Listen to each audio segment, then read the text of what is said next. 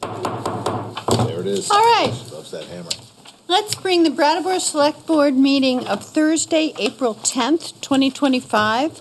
It's a Select Board meeting. It's a special meeting. I'll bring it to order. And the first order of business is to ask John Potter, has this meeting been properly warned? Yes, it was properly warned. Thank you very much. Next item is a very happy item to notify the town of the professionalism and grace with which the 3 members of our staff performed at the SIT multiple building fire. And so I will turn that over to Oscar to begin. Sure. Thank you.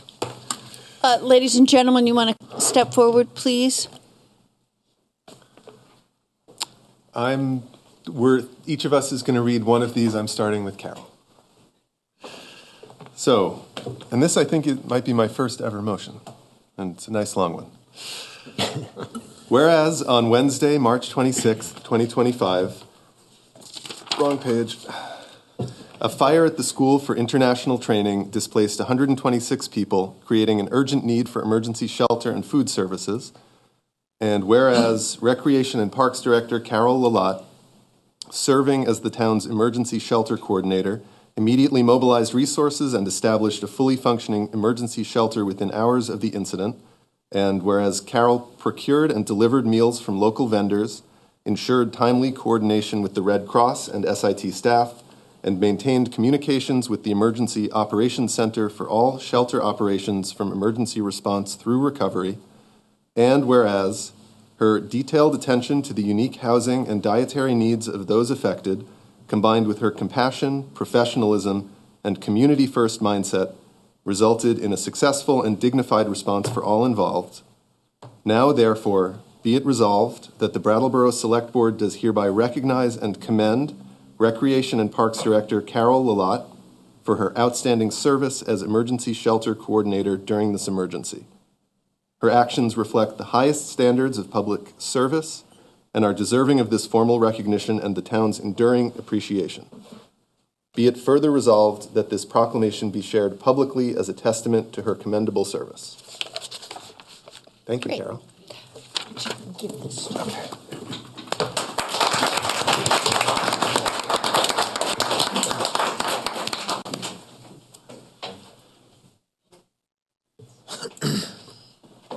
Amanda? Okay.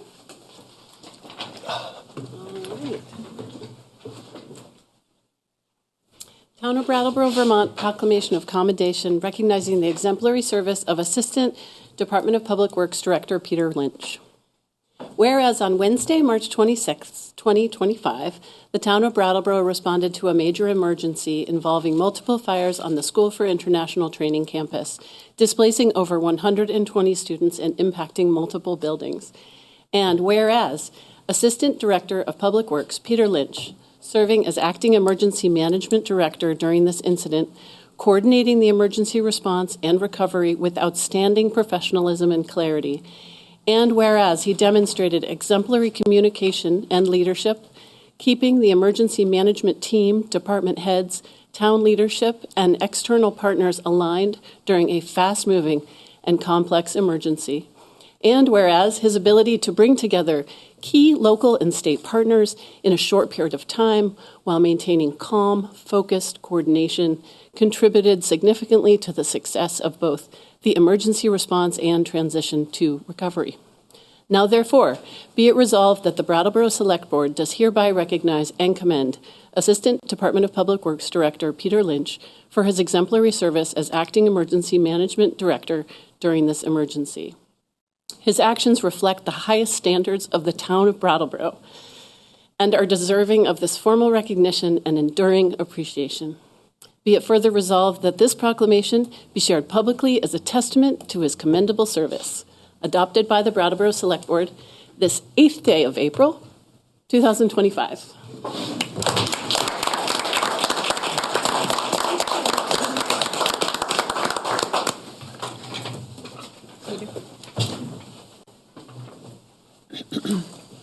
recognizing the exemplary leadership and service of Assistant Chief Chuck Keir. Whereas on Wednesday, March 26, 2025, the Brattleboro Fire Department responded to multiple fires across the School for International Training SIT campus, home to 126 students and numerous staff and visitors. And whereas Assistant Chief Chuck Keir assumed command early in the incident and demonstrated exceptional leadership in managing a complex and fast-evolving emergency scene involving multiple fire locations, and whereas he acted decisively to identify electrical hazards, shut down the power to the entire campus, and ensure the coordinated deployment of mutual aid and safety of all responders and civilians, and whereas his calm demeanor, clear communication, and proactive incident management prevented injuries and contributed significantly to the successful containment of the fires and protection of the campus population. Now, therefore, be it resolved that the Brattleboro Select Board does hereby recognize and commend Assistant Chief Chuck Keir for his exemplary leadership and service during this emergency. His performance reflects the highest standards of the Brattleboro Fire Department and is deserving of this formal recognition and lasting appreciation. Be it further resolved that this proclamation be shared publicly as a testament to his commendable service. Adopted by the Brattleboro Select Board this 8th day of April, 2025.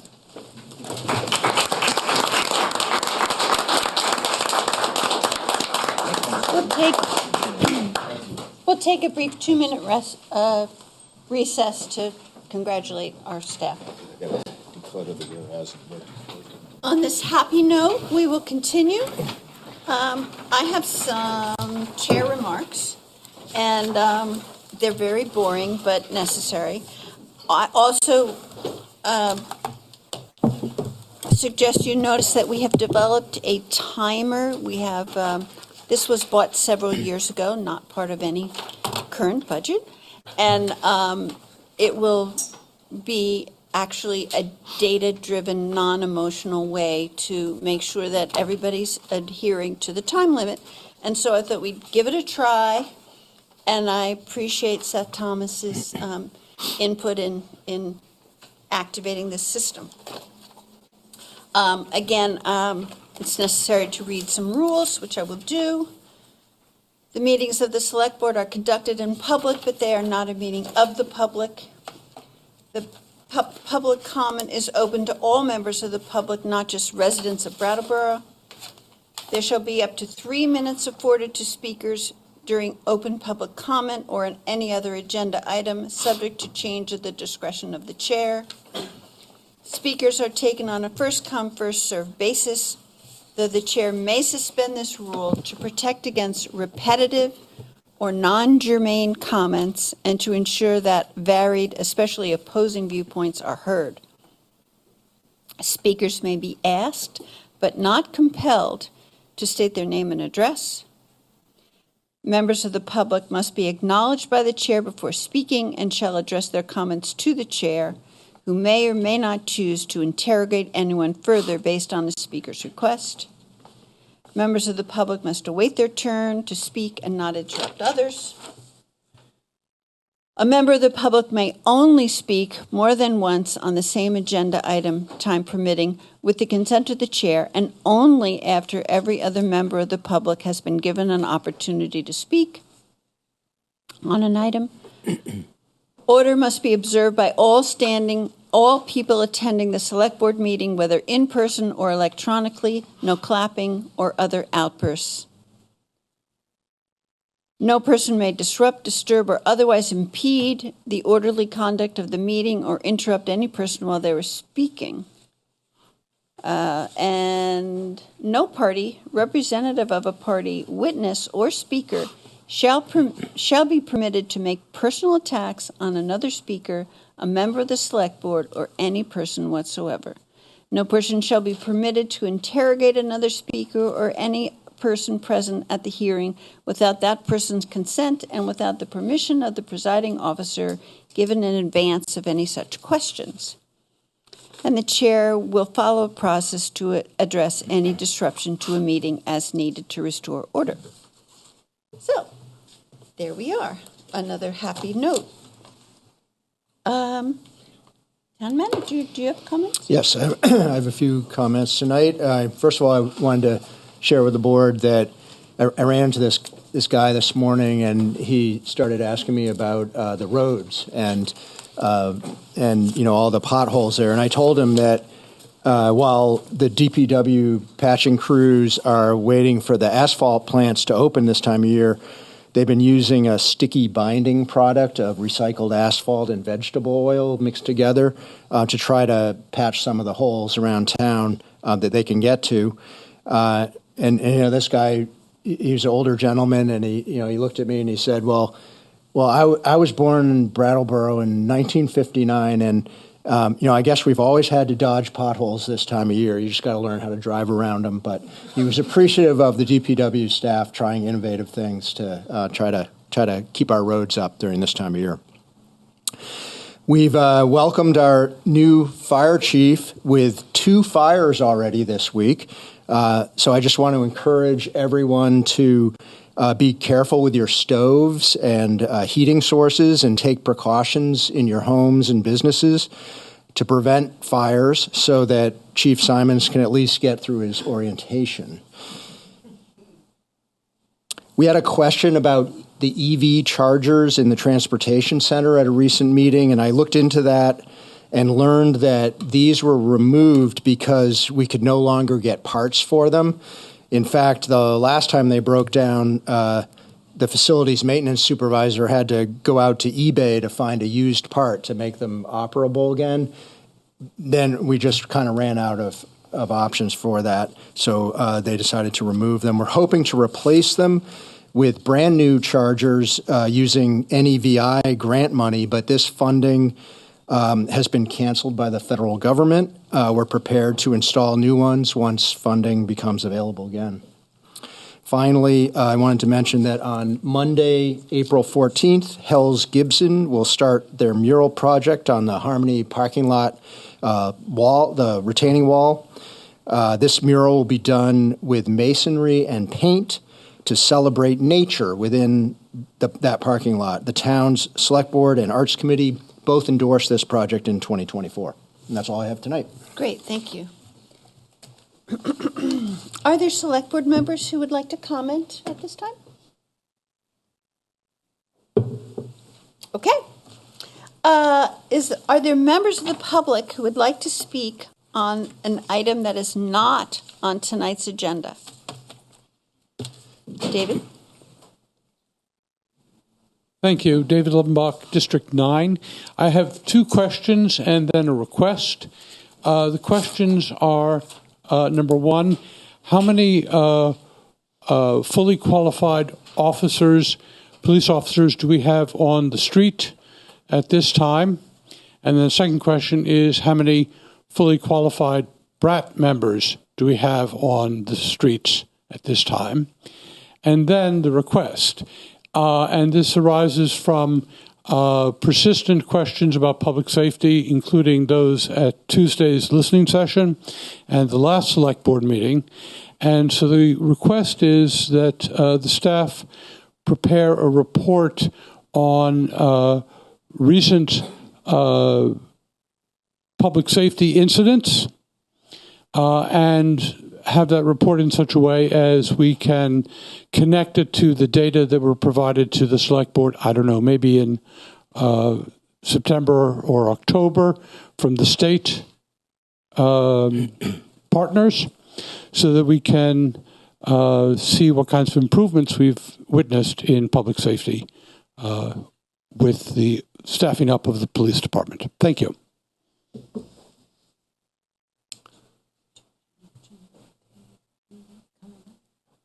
No, we just said we can't. I mean, I don't know those. We don't know the numbers off the top of our head, but we are planning to have a discussion about the police department and its staffing and the budget. Also, I will add that in the monthly reports to the Select Board, all of the most recent public safety incidents are reported to you every month, so those are all available in there. Great. Anyone else? Ken?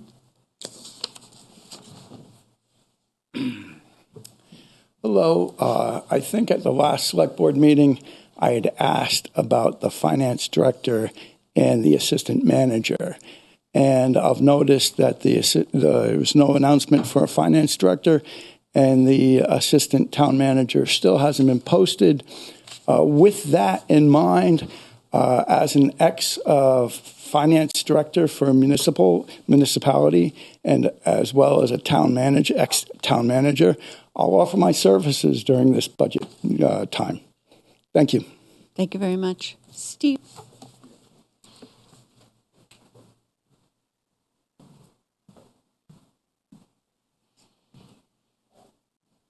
Yeah, Steve Zaluzny.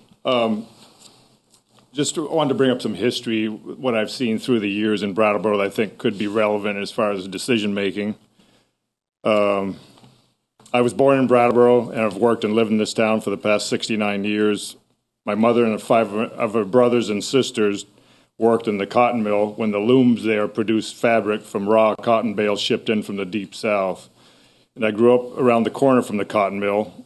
This is my home, and I care deeply about these places and the history of Brattleboro, why I'm here. In the spring of 2023, I believe it was, I started to come to select board meetings. The first week following the brutal murder of 36-year-old Lee Rosen Pritchard, an innocent employee of Morningside House. This, for me and for this town, was a true tipping point. How did we get to this point? And as someone who has seen Brattleboro in its heyday and now today with its current challenges, I am deeply concerned and frankly sad that things have gotten so bad. We are a town in crisis, and here are some of my personal observations of the problem and some solutions potentially. The problem, what I have seen historically has been easier to receive services in Vermont than in Massachusetts, for example. In Vermont, you merely need to state that you have the intention of being a Vermont resident to qualify for a slew of services. And here's the problem. We don't have a strong enough town right now to take on all those extra bodies and need. We are currently inundated with need, and it is crushing our community. Since the 60s, Vermont has seen an increase in people in need moving to Vermont to get support. That influx of people accelerated with the pandemic. The reality is that people in need have moved to Vermont over the course of 50 years, becoming residents in need. This has affected the quality of life, and for middle-income individuals and families, that means a huge tax hit tax-wise. And the influx of needy people has created many things. A huge number of social services relative to the size of the community, housing that is subsidized, housing that is low income, and some grant funding programs that are not effective. We have other things that have created tax problems, some of it being nonprofits that are not paying taxes, obviously. The middle class ends up paying more state and federal taxes than they should, with the nonprofits bringing more expenses to the town, not less. There is no justification to exempt them from being taxed.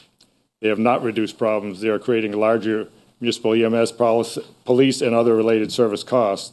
Who pays for that if we want a safer community? The working taxpayers. Until they can't afford to or move to another state. The solution, one Brattleboro, will improve the safety of the town. I'm really glad to see that happening. It's what I've been waiting to see, really, for the last 2 years. We also need... Steve, wrap it up. Yeah. We also need effective state and local policies to reduce the load on social and municipal services. If we're going to be a hub for services, they need to be effective, and these policy changes would mandate social services be provided for Vermont residents and not for people coming to Vermont for services in the future. Okay, This Steve, will improve the health, vitality, and safety of our community. Thank you. Thank you. And if you'd like to submit your comments, if you have more comments, just email them. Yeah. Okay, thank you. Thank you. Thank you. Anyone else? Franz? Good evening, Franz Reichsman. I want to address something that came up on Tuesday that has come up before and maybe therefore it doesn't need to be addressed, but since it came up, I want to address it. And that is the whether there is a way to separate out the expenses of the EMS service from the rest of the fire department. And the way it came up Tuesday was a request or a reference to a request for that number of, well, what are you spending on EMS? And the explanation, which has come up before, is that there's no good way to separate the spending of EMS from the rest of the fire department. The personnel and the facilities are shared inextricably, and any number that you picked to represent a separation line between those activities would be arbitrary and inexact and almost by definition incorrect. Now, it is true that if we went through the work to create such a formula that separated EMS from fire, then you could at least track it year over year and see whether there were changes. But it still would not be an accurate reflection that would permit a calculation of, oh, well, here's what we're spending on EMS and here's the money we're getting for EMS, which number is bigger. That number is simply not available because the department is structured the way it is. So the people who are wondering about that, and especially if they feel that this question has been asked but avoided or ducked, that's really not the case. The case is that there's no good way to do that calculation in a way that would answer the question that was being asked. Thank you. Thank you, Franz. All right. Shall we move on with our agenda? I believe so. So, regular business, item A, Select Board Housekeeping. We have the rules of procedure. And there have been some changes based on the previous meeting. John, would you like to discuss what they are? Sure. So when you met on April 1st, you looked at the rules of procedure like you do every year, and there was discussion around the issues having to do with if there was disagreement about what was getting placed on agenda. We conferred with Town Attorney Bob Fisher about this, and he had a good idea, which was to add a line to your regular kind of standing agenda that says adjustments to agenda, and that could be the place that if there was some discussion around the agenda for the meeting or for a future meeting, you could do it at that time. So we wrote up this little addition to item C3, subunit C, which is in your memo, and then also addressed it under the situation where if the chair and vice chair disagree. Those, I think, were the only two items of feedback that we had from you on this, and if you are okay with those changes and don't have any others, it's possible that you could approve your rules this evening. Great. Thank you, John. Is there a discussion on this matter? Further discussion from the Select Board members? Not me. I appreciate the changes that were made and happy to make a motion if that would be helpful. Please do, Amanda. Okay. I move to approve the Select Board's rules of procedures for 2025-2026 year as presented. And if anybody needs more clarification, we can. Thank you.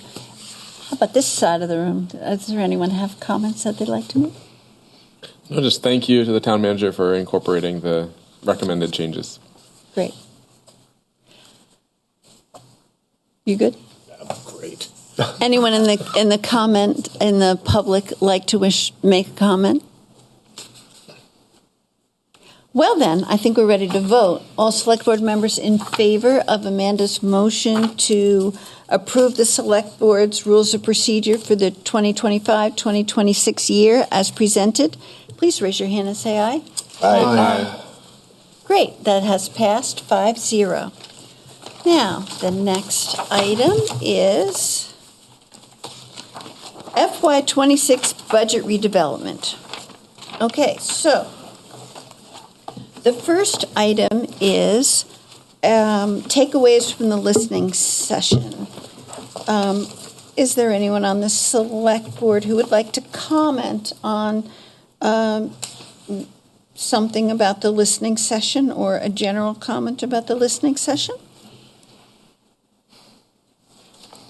Oscar?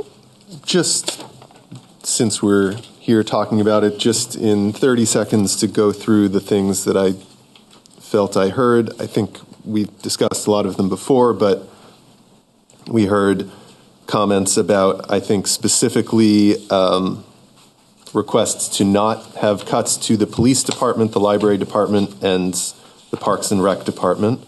We heard questions about EMS, a question about disentangling the EMS from fire, questions about budget process, planning, select board transparency.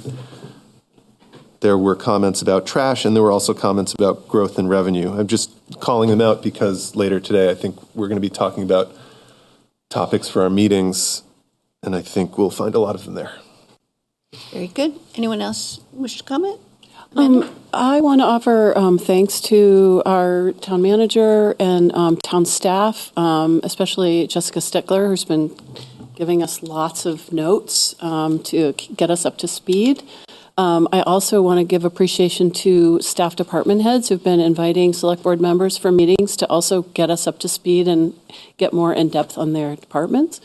And I also want to just make a note that some things that came up on Tuesday, everything was incredibly important, but sometimes there is a difference between what a municipality is capable of doing and what we need from the state.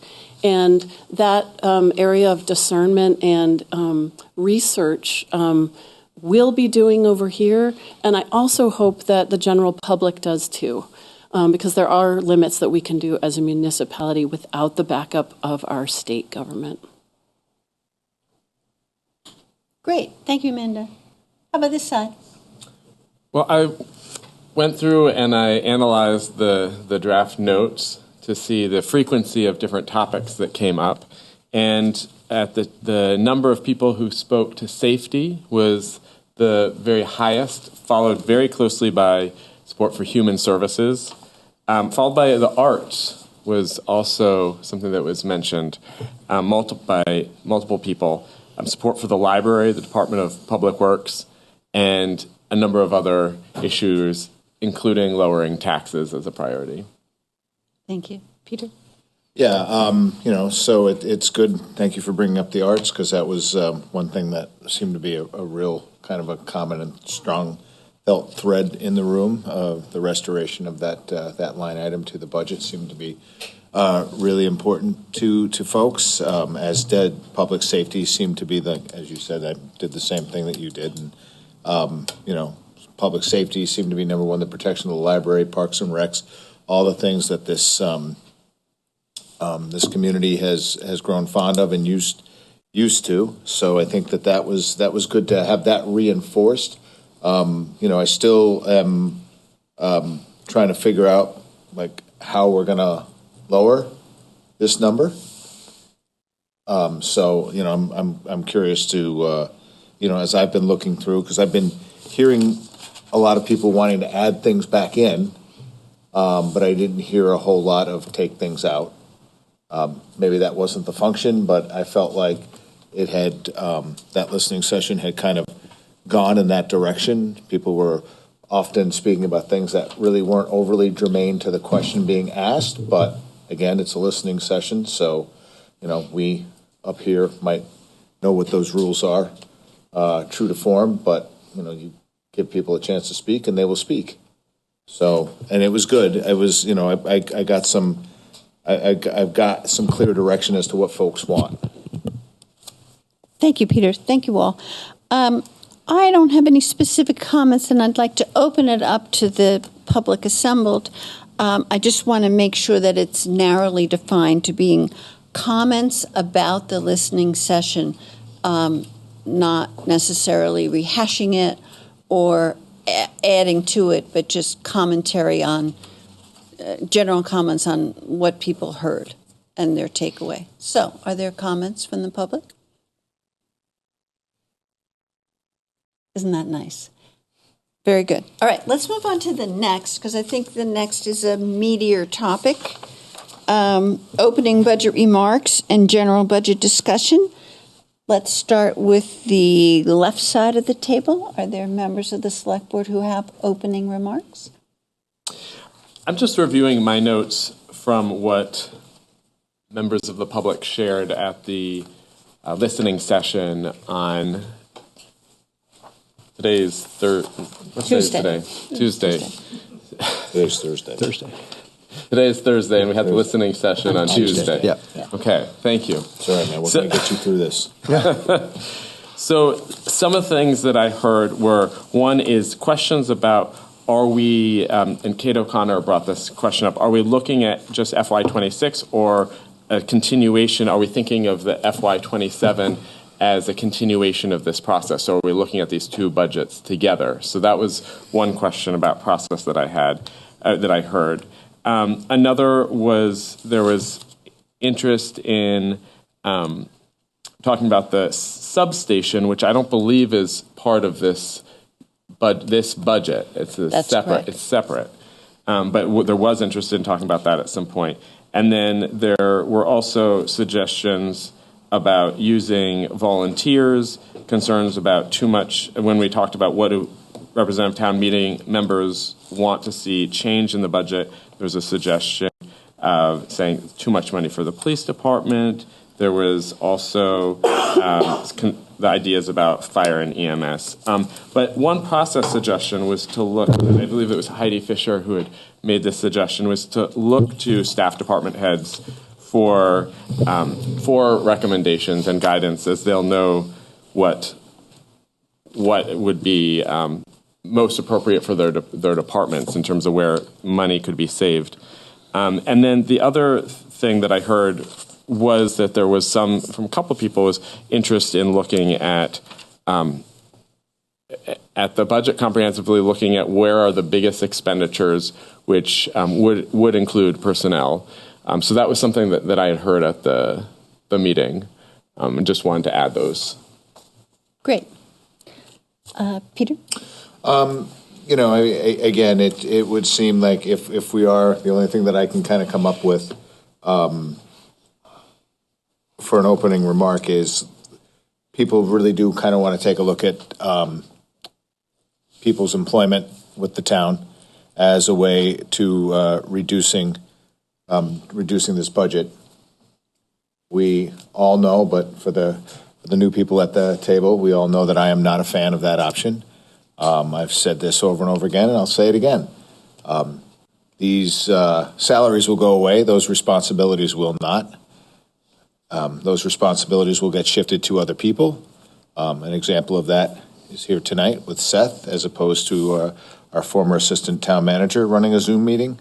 And these are things that we have to think about long-term in our town. I understand the 12% is a lofty number, but I'm struggling to try to figure out whose job gets cut if we're gonna cut to the chase, because I've seen this sort of reaction over again, and it has a long-term effect on employees, and you end up losing valuable employees over time.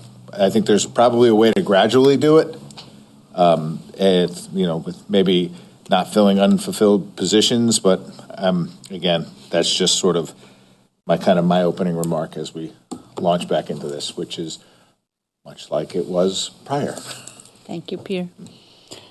How about the right side of the table? Oscar, Amanda, do you have comments? Sure. I have all sorts. I'm going to try to speak very just simply and practically about what I'm thinking about right now when I consider the problem we have in front of us. So I hope you'll understand that just because I say something now doesn't mean it's a final opinion. It doesn't mean my mind can't be changed. It doesn't mean my mind isn't open. But knowing this meeting's been coming, I've been thinking about this stuff pretty hard. Here's where I am currently at, and I think a lot of this won't be a surprise if you've heard me talk about these things before. I think in general, we're probably down to 3 or 4, possibly 3 weeks left of this process. I don't think that doing this, that it's wise or valuable to make major changes to the way departments work and how towns work in a 3 or 4 week period. So despite things I've said before and how they've been presented, I'm not suggesting we make huge changes to the budget in this 4 week period. I don't think that would be very responsible. I think when we talk about that concept, we're talking about basically strategically and comprehensively reviewing what the town does. Do we think it needs to do all those things? Do we think we can afford to do all those things? That's a long process that I, at this moment, would prefer to do over the course of the year, starting basically as soon as we finish this budget, we kick off the process of developing the next budget. And it becomes our major project for the year, and we spend most of the year on it. I think looking at these 4 weeks, I think we should look for opportunities to trim and to cut. I think we should consider as a board adopting a hiring freeze, which doesn't mean no position can be filled. It just means that filling an empty position becomes an intentional decision of the board. I think in particular, and this may irritate some people, I think we should consider not filling the one unfilled Brat team position.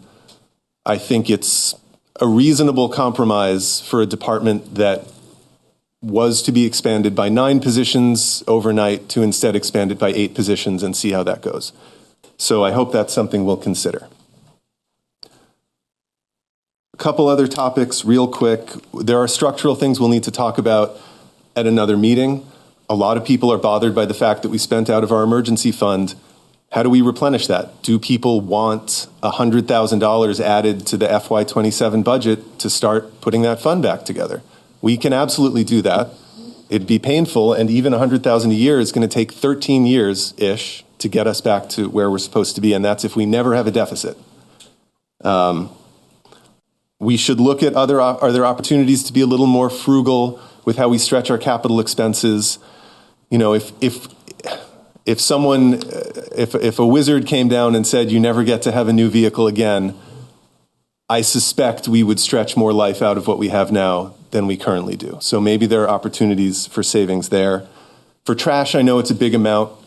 I don't see another option. I think we didn't have another bid, and the cost went up. The decision essentially has already been made by the previous board.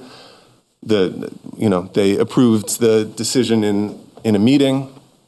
So I think we're going to look at that decision in another meeting, but I think from where I sit, that's not really an option to find savings. We need to find some way to look at the EMS department and figure out if we think it is meeting the projections that we set out initially. I know that it's difficult, but we can't have this huge new department and be unable to evaluate it financially. We have to find some way to do that. If it's an estimate, that's okay. But that needs to be a priority. That's not for this 4 weeks. That's probably for this year. And then the last thing I was thinking about is that what I'm talking about is not a hugely different budget going back to RTM, and that's going to be an interesting conversation. What I would like us to consider as a board is accompanying the budget with some series of written, voted on commitments that we make as a board to RTM. Examples could be that we as a select board vote to recommit to the 2012 policy on the use of spending from the emergency fund. Or maybe we alter it or change the language or strengthen it in some way. I think we could commit to defining existing funds clearly and creating policies around their use. I think we should certainly commit in writing to RTM and say, look, this budget isn't that different. We are going to do what you asked, a comprehensive review for the next budget. We commit to that. I think that would be, I think a lot of people are looking for that commitment. Couple other examples, we could commit to a tax increase goal for FY27 and say our goal is that taxes in next year's budget do not go up by more than 3 or 4%. We pick a number. Because one of my big fears with this budget, the 12%, is that I think a lot of the cuts that got it to 12 are just going to come back next year if we don't change something, and then we're going to be looking at another 8 or 10 or 12%. So if we committed to finding a way to have a lower number next year, I think that is something that RTM would appreciate. 2 more, I think we should commit to returning to, though I think they were tedious in their way, the department by department public reviews where a department head comes up and sits at this table and answers questions from the public and the select board about the budget. Even if it doesn't change our decision and we learn nothing on the board that we didn't already know, it will be valuable for public trust and transparency into what's going on. And finally, I think we need to commit to, I don't know the form, but developing some public transparent process for public planning documents that we put out on a regular basis and that someone can come back next year and wave it in our faces and say, you said you were going to do this and you didn't do it. Some mechanism for us to put our commitments down on paper. And just to be clear, these are things that I think we should discuss as a board as part of these 3 or 4 weeks, write them down, vote on them, and include them with our budget proposal to RTM. So that's what I'm thinking right now. I'm sure it will change, especially when I hear from all of you, but thank you for now. Thank you. Amanda? Thank you. This will be short. I've been doing a deep dive into revenue opportunities, and actually I think the failed budget might be an opportunity to introduce some new revenues into in regards to permits and licenses, mostly permits, and more on that later. I think that the trash issue is not necessarily a done deal, and I've gotten the nod to let this be a project that I'm going to continue to work on with Patrick gone, someone at the table and potentially present some other options. It might be it may be, I don't know what the word is, a red herring, but I think it's worth a try. We have this opportunity. So I do think it's worth a try. Public feedback on that, you can email me, copy John and Liz, with if you have ideas, many people have. So I'm committed to still looking into it. That's all. Great. I have some comments as well. I noticed in the rules of procedure that we just passed, they made this sentence. Select board members shall serve the best interests of the town, regardless of their personal interests, using sound judgment and taking into consideration all available information, circumstances, and resources. I intend to follow this guidance and the language of the charter regarding Section 6, general powers, duties, and responsibilities of the Select Board. I believe that the town budget is not just a piece of paper and not just a financial document, but it reflects the realities of providing a town government and a civil society for all the people of Brattleboro. I hope my colleagues will join me in listening to the public, listening to the town staff, understanding the comments, especially considering how to address the town's critical problems and concerns, and how to plan for our future. Our town government needs to meet the needs of our citizens while keeping check on financial soundness and financial priorities and what the town can afford versus what would be nice to have. We will consult with experts as needed and prepare a budget. I am hopeful that cuts can be made and revenues can be enhanced, and I'm hopeful that we will produce a budget that is both reduced and meets town needs. We'll submit this to the RTM for their consideration, and I hope that RTM also shares these goals of good government and financial soundness and provide for the needs of all citizens. Thank you. So, are there members of the public who would like to comment on our comments? Kate.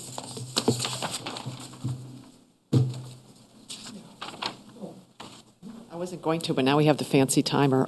Kate O'Connor, Brattleboro. I just actually really want to, first of all, thank all of you, but particularly thank Oscar for his comments, because I think it's not only addressing FY26, but it is also addressing FY27, 28, and the future. And I think that will go a long way, at least in my mind, to showing that you folks understand that we have a real problem here and that it needs to be fixed. And I think that's one of the big things that, the reason I voted no on the budget, not for you folks to whack it by $1 million, but actually to be thoughtful towards the future.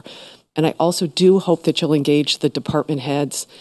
We've got some really, really great department heads who I know are strategic and thoughtful and will understand if budget cuts have to be made and help reimagine how our town government works. So I really hope that you rely upon them. But thank you so much.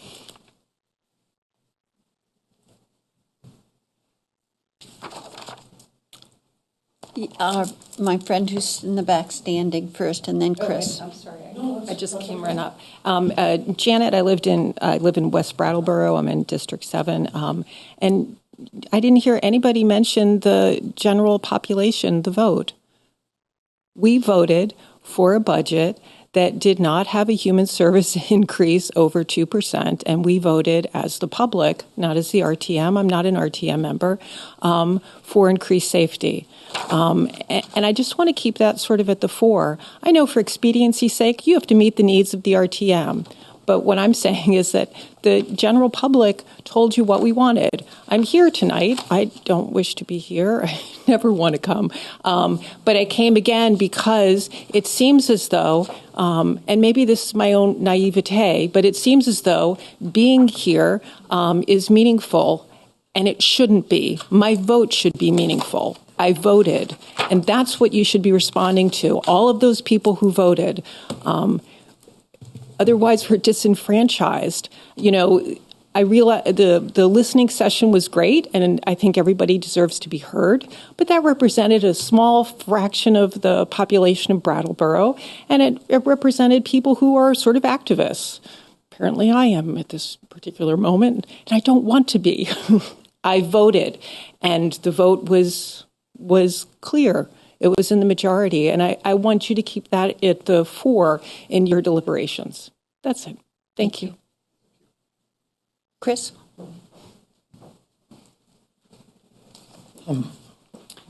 Hi, my name is Chris Chapman, and I live in District 9. I just want to say that I believe the priorities should begin with police, fire, and Department of Public Works. The potholes in the roads are, I think, a safety issue, not just an aesthetic one about being able to drive on a smooth roadway. Fire department, when we really, really needed it, during the Brooks House fire, it delivered the goods, and the training was so good that a building that would have otherwise burned down and probably collapsed and damaged buildings across the street was avoided because the firefighters had been trained on knocking down fires inside a building. And without that certification, they could not have done that. When we really needed them, they were well prepared. That's why I think that fire department should be a high priority. And the police, I think, is self-explanatory after the series of crimes that we've seen in the area, some so bad that we've had to have not only municipal law enforcement involved, but also the state police and federal officers as well from the Drug Enforcement Agency and the FBI and alcohol, tobacco, and firearms. I wish oh, how I wish that others could come to the fore and be of just as high a priority. But I don't think that's a practical wish right now. And I just thought I'd put in my 2 cents, hoping it would be clear and perhaps convincing. Thank you. Thank you, Chris. And were you on the select board when the Brooks fire occurred? Yes. Thank you. Thank you for your service. But I had nothing to do with fighting the fire. I didn't have any training. Duly noted, Chris. Yeah. Yeah. These 3 departments have done a great job of getting the job done, being professional and being able to work without constraints. Thank you. Are there other comments? Commenters? Yes. People online. Yes. We have Dick's iPad.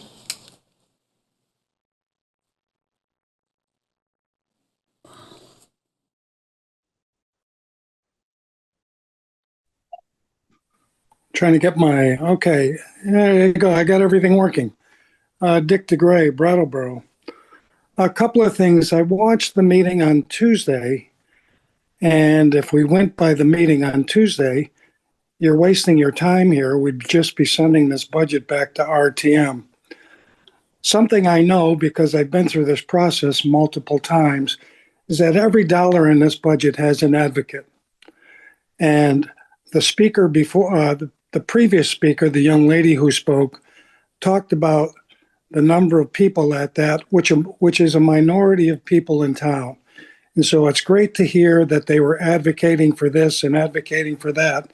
The reality is the bulk of the community and the bulk of RTM members spoke to send the budget back to you.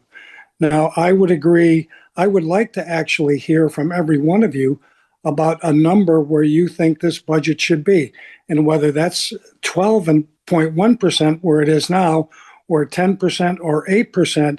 I think that helps the department heads, and I think it helps the town manager to help you in your deliberations where we could find cuts. I would agree with Oscar that the one position in the Brat team not be filled, but I also feel that you have an IT position in that budget that was approved, and here we are almost 9 months out. It hasn't been filled. There hasn't been a job description, and that position should be eliminated. That is a no-pain cut, and if you want to look at a different way of doing that by contracting it, there's a lot of savings there too. So the reality is there should be some cuts to this budget. I said over 2 weeks ago that you might go back at 10%. I would tell Oscar that the budget process starts in October.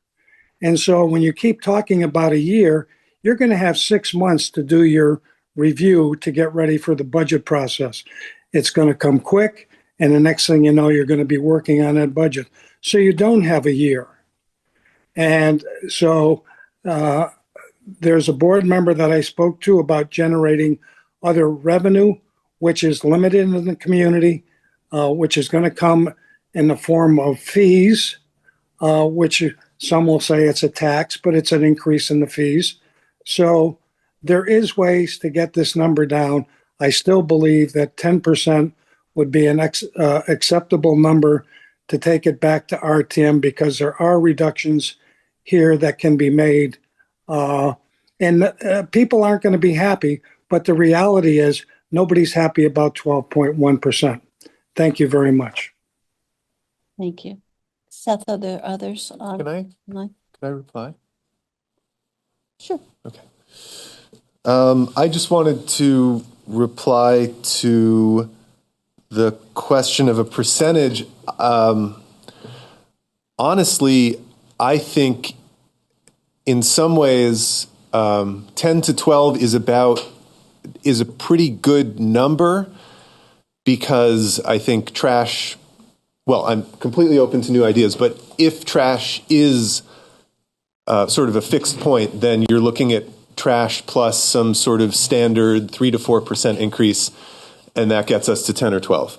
The problem I have with the 12 now and the challenge of what we're about to do is that I think with some of the cuts that brought it to 12, a lot of those will be back in September or October for the FY27 budget. So if I was confident that 12 this year meant normal next year, 3%, 4% next year, I would think we're in the right ballpark. But one of the things we're going to need to do is look at the list of cuts that got us to 12 and make sure that we as a board feel good about all of those and feel that they're not going to come back in 6 months, as you rightly point out. So I would love to get to 10 or 9, but there may be addition that has to happen along with subtraction. So that's where I'm at. All right, thank you. So, I got one. yes, Christina. Christina Cheyenne, District 8. Sorry, I came straight from work, so I missed all of, not all of it, but some of the beginnings. But I heard Oscar so bravely suggest that maybe we don't hire that last Brat team member. And I just want to be even more brave in a time when this is so controversial to say. But our police department has doubled in size in 4 years. Doubled. That's just up to the to the budgeted amount of police officers, not including the added 9 staff in an emergency situation about 8 months ago, which was, I know that people are saying things are better downtown, but I also was at the last select board meeting where one of our community members was doing the same thing, begging you to do something tomorrow and actually threatening violence on our other community members. And it was just notable because it was 8 months ago that you spent almost $2 million on the police department and still have community members saying, please do something, please do something. And to me, that seems like a sign that it's not just going to be the police department. And I think our police department are the first to tell you that there's a lot of situations where they can't do something. That where they say if someone has already injected drugs, they can't do anything because they've injected drugs. If there's someone selling drugs in one of the apartments, they can't go in. They have to build a case. It takes 6 months to 1 year. There's all these things that community members are still coming to you and saying, please do something, please do something. And you guys hear that as police, but you spent almost $2 million between the revolving loan fund, the emergency savings, adding staff on the police department. 8 months later, we're still hearing community members saying, please do something. And what I don't think they really realize is that we are working from a deficit of having 12 down to something around 12 officers just 4 years ago. And I live downtown, just outside of downtown, and it was probably about 4 years ago that I started half-jokingly calling Elliott Street the most deadliest street in America. And 4 years later, with twice the number of police officers, it feels different because we now have 26 police officers. So in a time where we are like, oh my gosh, we can't afford all of the things we need, it does not seem like sound reasoning to add 9 more police staff when we just went from 12 to 26 in 4 years. And we have to catch up to what our town feels like with that police presence. So when we're adding 9 staff unbudgeted halfway through the year, and we're sitting here with our town manager and our police chief saying, oh, no, we needed this, we needed this. Okay, Christina. I had 3 seconds left. Go right ahead.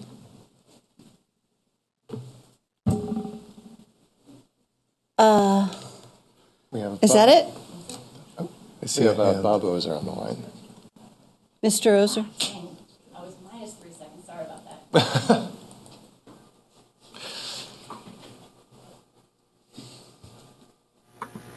I think I'm there. So, Bob Ozer, District 9. I want to drill down and maybe get some, and I don't want answers to questions here, but I think just drilling down and getting some of the answers as opposed to trying to speculate. I helped out at the cleanup of the cemetery the other day on South Main. And I think there were 5 Brat team members there, 4 level officers and one community member, community specialist. So I don't know what the numbers are, but it looks like the Brat team may be filled already. The questions I had were, can you identify where the increases, in what lines there were increases in the budget in the last year or so? And can you identify the largest increase in programs in the budget in the last year or so? And if you identify those items, can you then answer and say, is there a way we can do those duties less expensively? And I know Peter's argument was that the duties don't go away, they go to somebody else. But if there have been increases in certain areas, was that justified? Is there a different way to do that? The savings piece is a problem. You may have heard today that LIHEAP was defunded. So we need savings somehow in case things start to really unravel at the federal level. We talked about the EV chargers. You were planning to replace those with a federal grant, and the federal grant went away.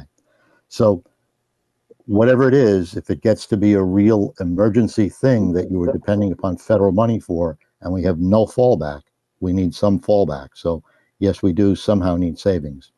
So I don't have any good answers, but those are the questions. Thank you. Thank you, Bob. Do we have an answer for if all 4 Brat team officers have been hired or not? Do you know offhand, John? We're going to have a presentation about the police in our deliberations, and we might as well bring it all up and then rather than.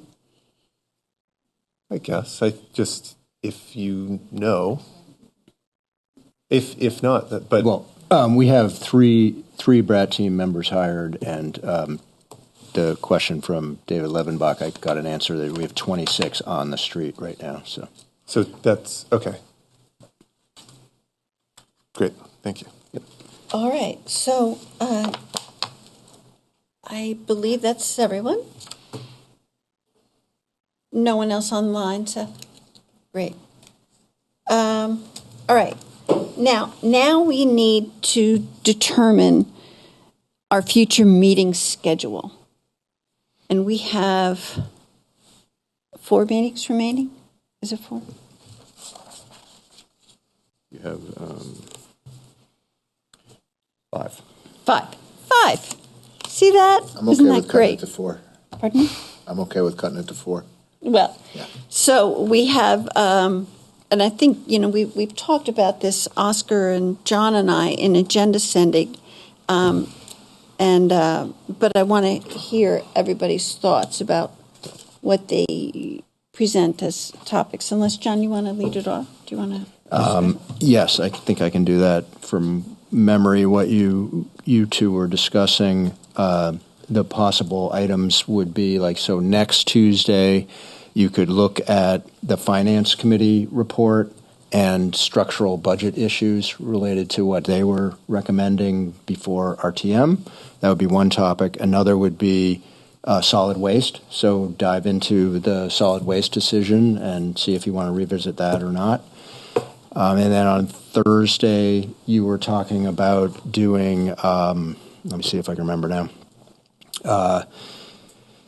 3 things. They were the reductions that the last select board made, so revisiting those lists, the ones that they decided to do and the ones that they decided not to do. Also, you were talking about looking at potential service reductions in departments other than public safety. And then the third thing, I'm not remembering now. Structural implications of the budget? No, that was in the Tuesday. Tuesday. Police?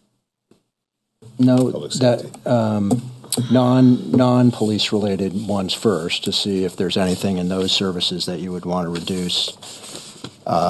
and then doing the following Tuesday, doing a whole full session just on public safety and the police implications. So you would have all the time you need to delve into that. And I think that was... And then the last meeting is, like if you took back our cuts and revenue suggestions. Oh, yeah. That was the third one for next Thursday is revenues. Like, are there additional revenue ideas? Yeah. Because I think all of us have some little tweaks and revenues to suggest. So that if that happened on, Thursday, that would give you time to present us with a budget on that last meeting in April that we can discuss and hopefully vote on. I just wonder, we may want to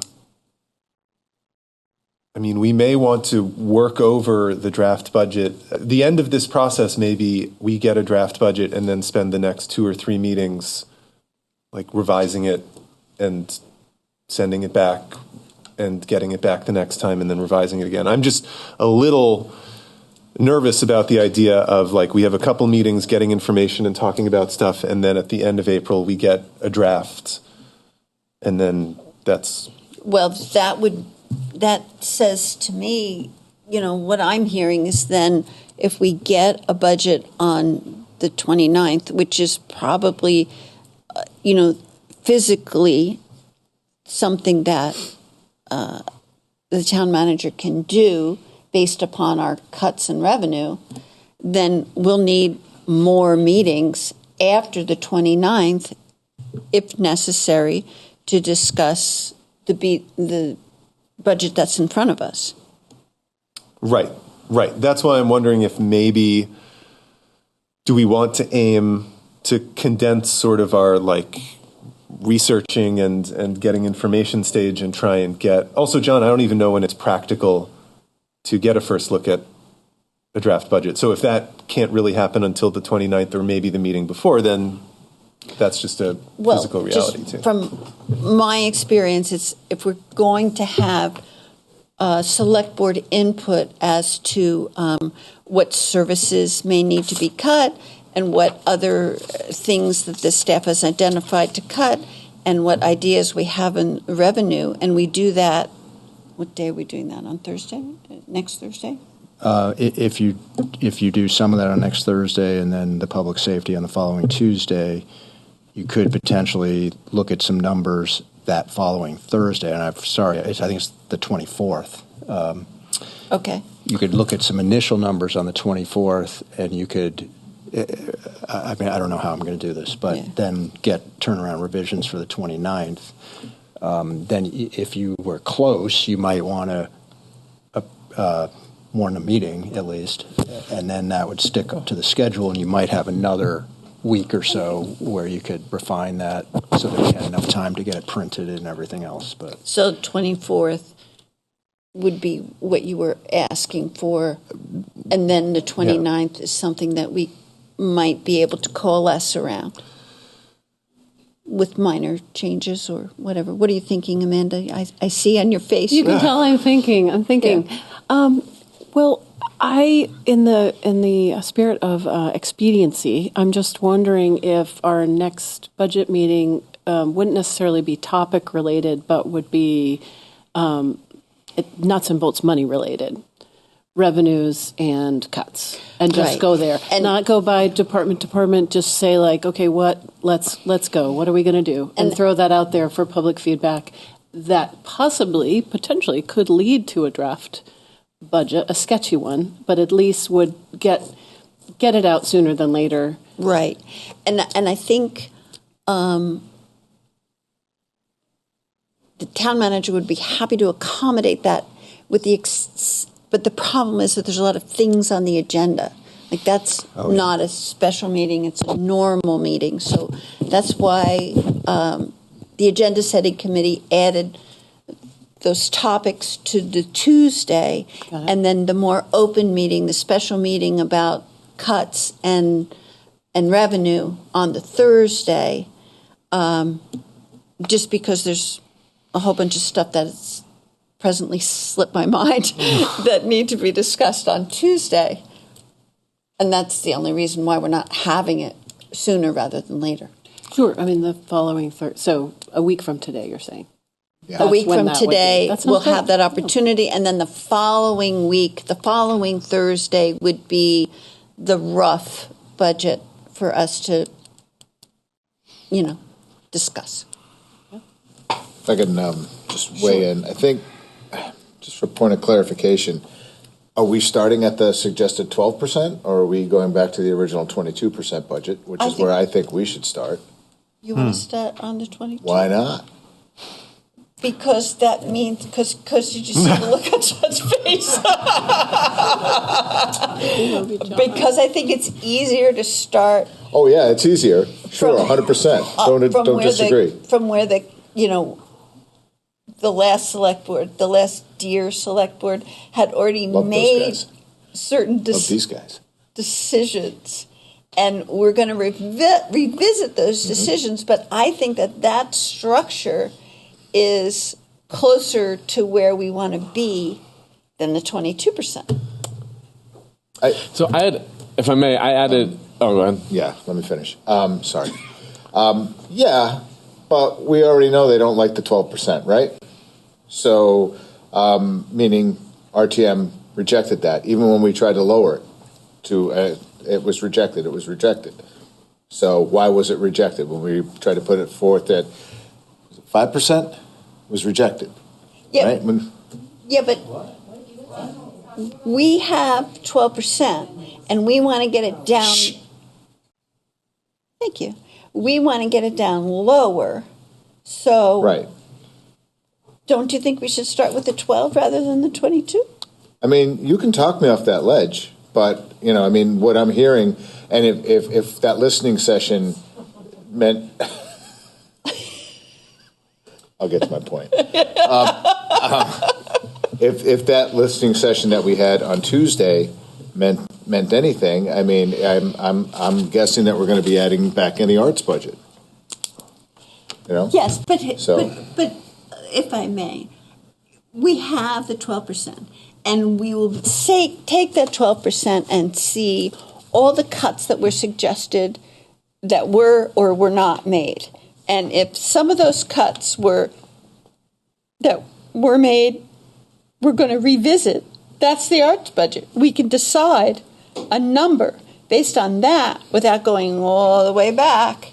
It's like, what's easier in this short amount of time that we have? Oh, no question. 12 started from where we left off. That's the easiest. And then we have all of these, we have comments from the public. We have experts about the structure integrity. We have the cuts that were made, the cuts that weren't made. We have, revenues that we want to think about. I'm very optimistic that we can do this. We can make cuts of a sufficient nature and add revenues of a sufficient nature that we have a budget that is more structurally sound than the one that was rejected, and everything's hunky-dory. Okay. And just to clarify, when I was talking about the amounts that were rejected at representative town meeting when they amended the budgets to a lower amount is what I was referring to. And I didn't mean to shush everybody, but we're just trying to work that out here in real time. So my apologies for the shushing. But so that's my point was to look at it. I agree. Starting at 12% is again I'm off that ledge. You're welcome. I'm so good. All right. I could do either. It's just that I've done a lot of work already on the last budget. If you more or less want to do like a lot of those reductions, it's easier to start from there rather than going way back and trying to figure out all that work that Patrick Moreland had done. And I think that there's, thoughts and that can be added to those cuts and things, but I think the 12% is better, especially if you've already started working on it. Isaac, did you have a comment? Yeah, I'd like to address both the question that Dick DeGray asked of us as well as this conversation, which is around the percent increase and what is an appropriate percent increase. And I do believe that 12% is a lot and is too much. I also, what I heard at Representative Town Meeting was that while there was concern about that amount, part of the reason why I believe that people did not accept a specific number increase below that is because they wanted the select board, this new select board, to take another look at this and to use our best judgment as to what made sense, because they didn't want to lock us into a specific number without consideration of what that would mean in terms of reduction of services. And that's why I'm also not able at this point, Mr. DeGray, to be able to tell you a specific percent increase as a target, because I need to know what that would actually mean. I really appreciate both Vish or Peter. Vish is fine. Okay. And Oscar both talking about the possibility of, okay, a temporary hiring freeze, for example, where you would say, okay, we're going to gradually, without drastically cutting our town personnel, let's look at, are there open positions, are there positions that have, where someone retires, and for a certain amount of time, if there's a desire to fill that, the town manager would come before the board and we would evaluate that on a roll-by-roll basis. I mean, that would be that would be one possibility. That I think we want to look at the different ways that we can control the costs and limit the impact on the taxes for the residents. But ultimately, I think that the issue that I heard repeatedly at that representative town meeting was concerns around financial management, financial practices. For instance, the use of one-time funds for ongoing recurring expenses. For instance, a grant or a reserve or funds from a settlement, to use that to pay for a staff position, for instance. It's not a one-year position, but it's something that would be continuing indefinitely. But one thing that I think could be useful in this process is if we were to come up with what are the questions that we've heard from the public and what are the questions that we have that we would like to get answers to help us have that information we need to be able to make some of these decisions, and that we would provide that for the town manager. So, for instance, we heard the question about how many personnel are there in the police force. We heard an answer of 26, including 3 Brat officers. Not including. But another question is how many officers are in the academy? How many? Right, and so let's just think about it. We've already had a rough discussion of what meetings, topics would be when, and if you all agree with that schedule, then there's a natural sorting of the comments that we've heard by topic. So obviously all the questions about public safety would be at the public safety meeting, and all the questions about garbage and so forth. So that's a natural conclusion, and we all have notes from our listening session and the emails that we've all been getting and the questions that community members stop me on the street about, and I'm sure, grab your ears as well. So that's kind of easy, that when it's topic specific, that's when we raise those questions. And John heard them too, so he's right here. And another comment that I would like to make is that we are all lay people and not town staff. And, we need to understand that in preparing a municipal budget, we'll be listening to RTM and trying to make policy decisions, but there's a certain amount of expertise and a certain amount of the role of the town manager towards the staff that we all need to respect. And so we might be asking questions, but, John's town manager's job is the town manager's job, and select board job is slightly different. Yes. Couple comments. My 2 cents on the 12 or 22%, I think I'm sort of happy either way. I think we'll go through the same process. If we start with the 12, we'll look at the cuts and see which ones we as a group like and which we don't. If we start with the 22, we'll look at the cuts, we'll see which we like as a group and which we don't. I do agree. It sounds like we are agreeing to have Thursday's meeting, which is sort of the next budget-themed meeting, start with a discussion of the cuts, which I think is good. I think we want to get to a baseline of like, okay, what can we agree on this list? Is there anything we want to add? Is there anything not on this list that someone wants to throw on that we can agree on? And then we have a baseline. We've agreed on this list and we're at 14%. Where do we want to go from there? So I think that's really good.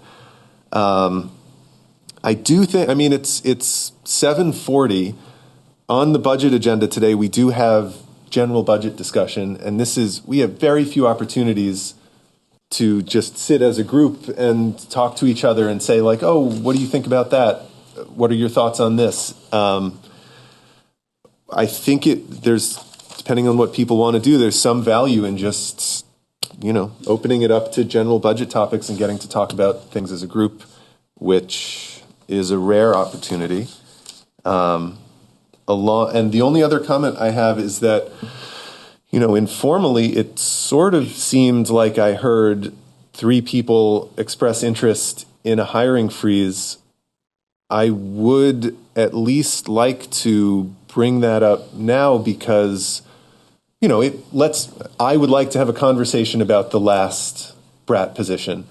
And, it would be sort of sad if I came back next week and turned out like, oh, actually, we offered someone a job. Because these unfilled positions are a rare opportunity to possibly decrease ongoing costs without firing somebody. So they're kind of precious. Hold on for just a second, because I think that it was determined that final member has been hired. However, hang on, can we clarify that? I don't think that's the case. We've been screening a final applicant and doing background and that sort of stuff. So a single it's very disruptive to the management of the town to be having conversations about individual staff positions.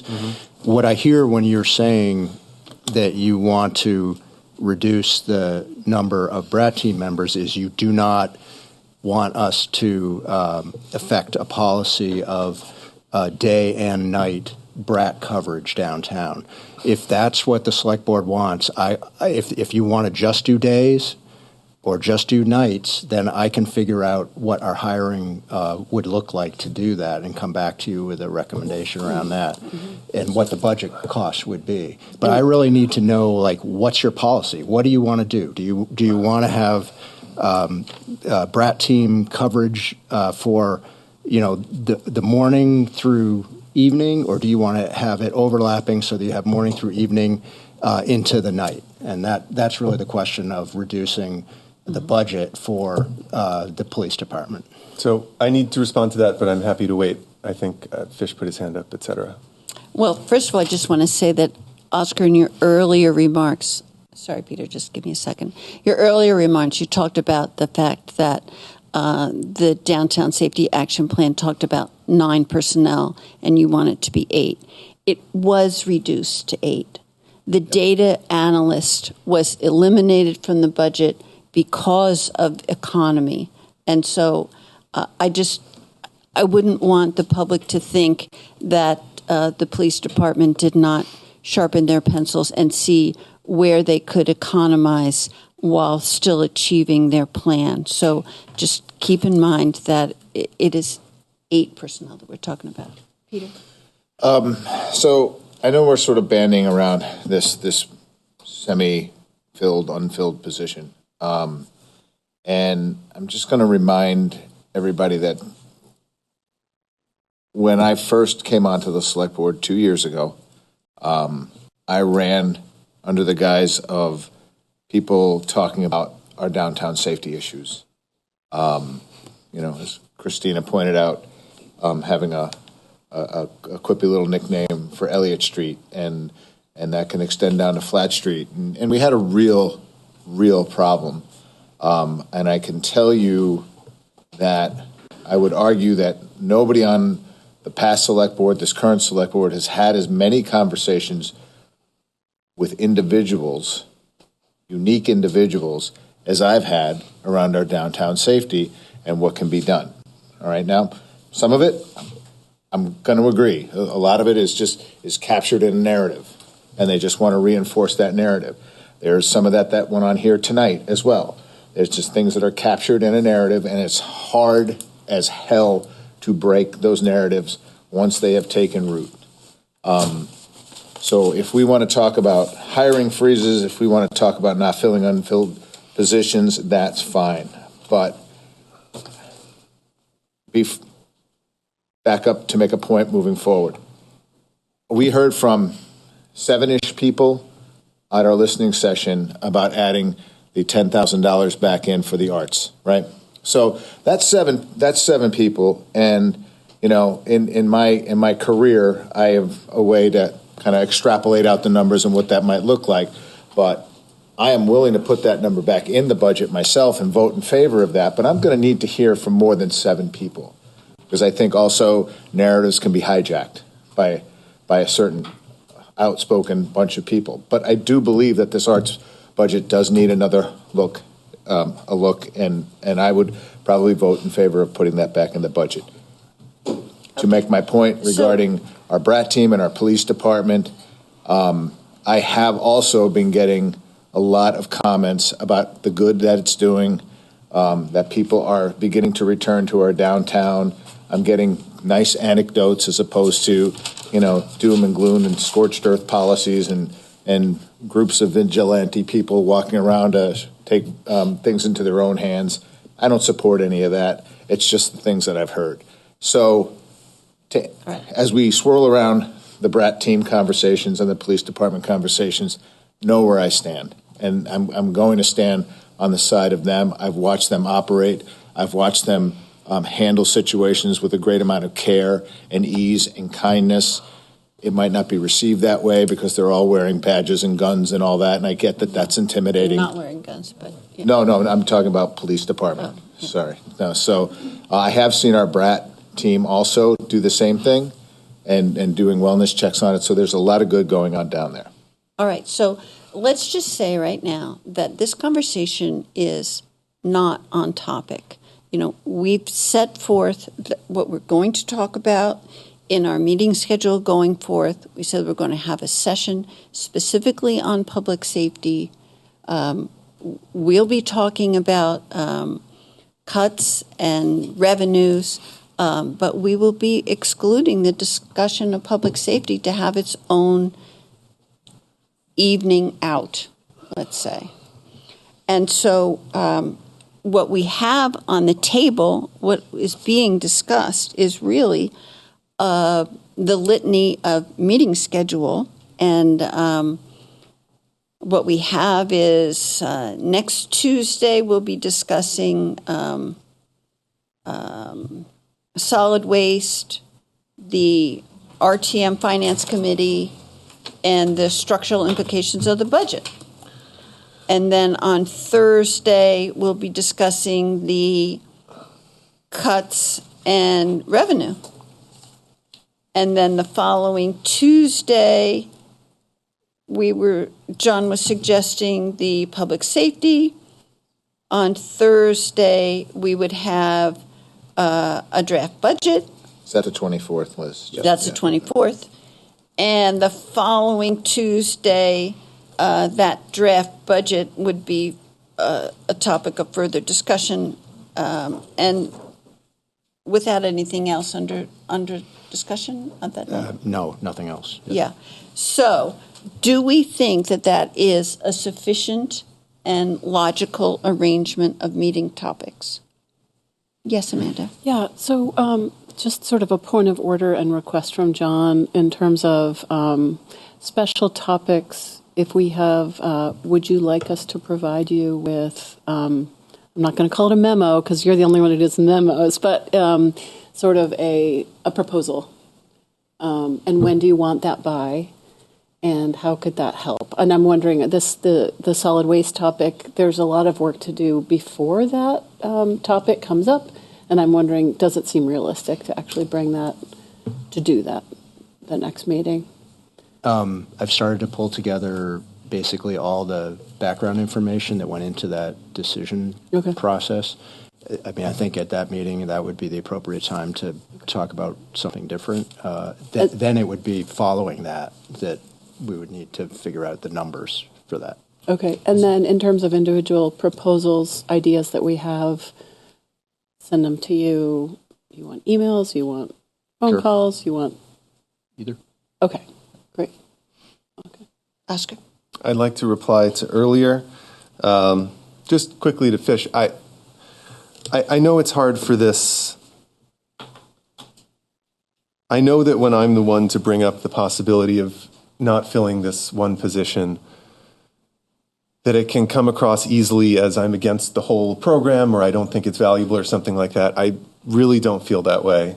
I'm looking for ways to find small budget compromises in the face of what was already a really big, quick increase for the department. I got my haircut today at Gene's on Elliott Street. He loves the new programs. He's happy. I'm glad that he's happy. I want this to work out. I'm not here to dismantle it piece by piece or something like that. It's a lot of money, $600,000, and it's forcing our eyes towards, cuts in other departments. And I'm trying to make compromises where I can to make that less painful. So it's just an idea for the board to consider. But I just, I'm not opposed to this program. I want it to succeed. And then, John, I just have to reply and say that I am really going out of my way to approach the painful topic of cuts to a municipal budget as sensibly, sensitively and thoughtfully as I can in a spirit of compromise. And there are things I would like to talk about that I have let go and not brought up. I think for me, it's a little bit of a bridge too far if it is offensive for me to publicly consider not filling an unfilled position because somebody, it turns out, is in the final stages of interviewing for that. I think at that point, we're making it very hard to talk about. All right. I would agree with that. Let me just respond to something that John has presented to us over and over, and that is he's given us a list of services. And if you talk about the services that you want and the services that you don't want, and you talk about it in terms of what would be nice to have or what is essential, and that's how the select board should be making policy decisions and giving those policy decisions to the town manager, not individual positions that need to come or go, because there's people who come to work every day who don't want to be thought of as being on the chopping block. What's much more appropriate is to discuss, we don't need this service that a department provides. We need less of this, and then that translates perhaps to employees, but maybe there's different ways to skin the cat. And so that's just the tenor of the conversation that I think we should be having. We should be having a discussion about services and not people. I'm going to respectfully disagree, and I have gone out of my way in all of these discussions to not ever mention a currently filled position or person. But if we are not allowed to talk about unfilled positions in the conversation about a hiring freeze, then I don't agree with that approach. And I think it's just simply, the thing I want to do is not have less BRAT services. The thing I want to do is economize and find ways to reduce the budget. And I've been told over and over again that doing it by attrition and by hiring freeze is the much preferred way to do this rather than considering actual reductions. So we have to be able to talk about that. And I really don't feel like it's over the line. But we've also had conversations in this room this evening where people from the public have said, let's look at our major responsibilities, and our major responsibilities are police, fire, and public works. And so what we should be having in terms of a discussion of cuts and revenue should be in that discussion that we have scheduled for next Thursday, which is the non-essential municipal services.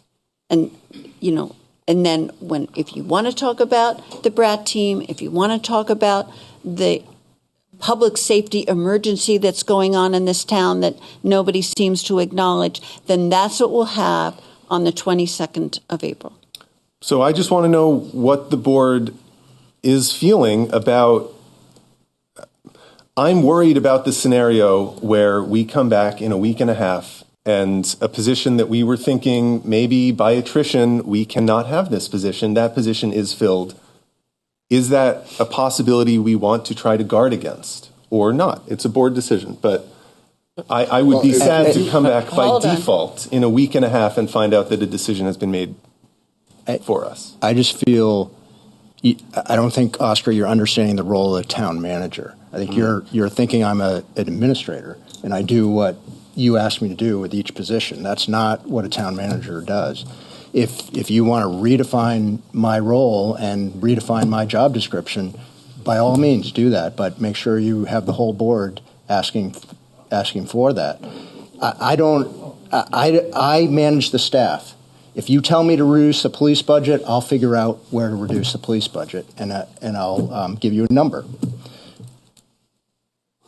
And that's different from earmarking staff members. That's a different thing. Agree to disagree. That's what I'm going to say, and move on for me. Isaac? Well, I'm first wondering if there's anybody in the public who's here who might have anything to say about this. I think I saw Mr. Levenbach. You know, we've heard that. Schedule. Well, actually, I haven't heard Mr. Levenbach. Yeah, but we have a schedule, and that schedule says you want to talk about individual, public safety items. Come to the meeting on April 22nd.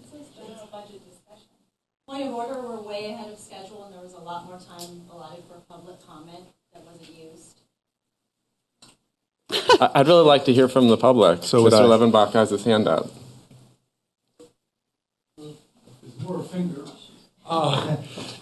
David Levenbach, District 9. On the question of hiring freezes, I understand if you are in the final process of a candidate who you've interviewed and who you're doing background checks, that's pretty late in the game. But when vacancies do appear, I think a hiring freeze makes sense.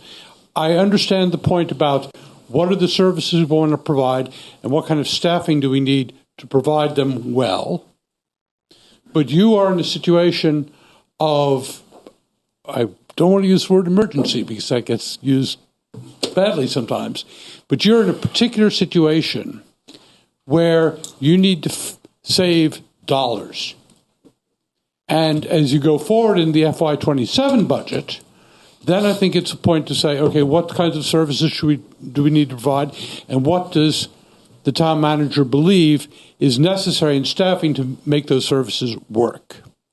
But for a short time, if you have a vacancy in one area or another, I think you should seize those dollars in this particular moment. The other thing is a hiring freeze, in my experience at universities, was always a general hiring freeze, but you could always come to the board, as I think Mr. Evans-Franz suggested, and say, there's a vacancy, but we need to fill that. And the board can say, yeah, good, you're right. So, thank you. Mr. Fay. Thank you. Ken Fay, District 8. Liz, I want to thank you for saying public safety for next Thursday. It's public safety, not police. As the last meeting said, people were describing the difference between police and public safety. I've offered to volunteer and get a volunteer group for public safety. That's it. Thank you. Christina Shayanya, District 8. So on the topic of the 12% versus the 22%, what I didn't hear suggested was starting the budget without unbudgeted expenses that were added during the previous fiscal year. Because when the previous select board, which the majority are not here anymore, decided to add the 9 staff, 3 police officers, 4 level 2 officers who are unarmed, called the BRAT, and then 1 resource specialist, and then 1 data analysis, so 9. So when you guys decided to add 9 officers and then you got rid of the 1 when you went down, I haven't heard it suggested that you look at the budget without the emergency addition of 9/8 positions. And especially considering, like you just brought up, Chairperson Liz, sorry, I stumble over how to address people. It feels so awkward. That it's really just about departments, like services in departments. So if we have a department that has doubled in size in the last 4 years, not including the additional 9 staff members added, it does make sense to not include those additional 9 staff members added in an emergency situation that was not considered in a budget process. It's like that was the whole point of having a process, was that before you add 9 staff to any department, you have a really deep analysis of how that will affect our town's budget. So how about you start with the budget without those 9 staff members added to one single department that has already increased doubled in 4 years, and then see what it would do to our town to add 9 staff. Thanks. Heidi. Oh. Heidi Fisher. Whoa, this is high. District 7. Thank you, Oscar, for raising some very difficult questions and suggestions. And I really, I wonder, you talked about next Thursday being a meeting talking about cuts.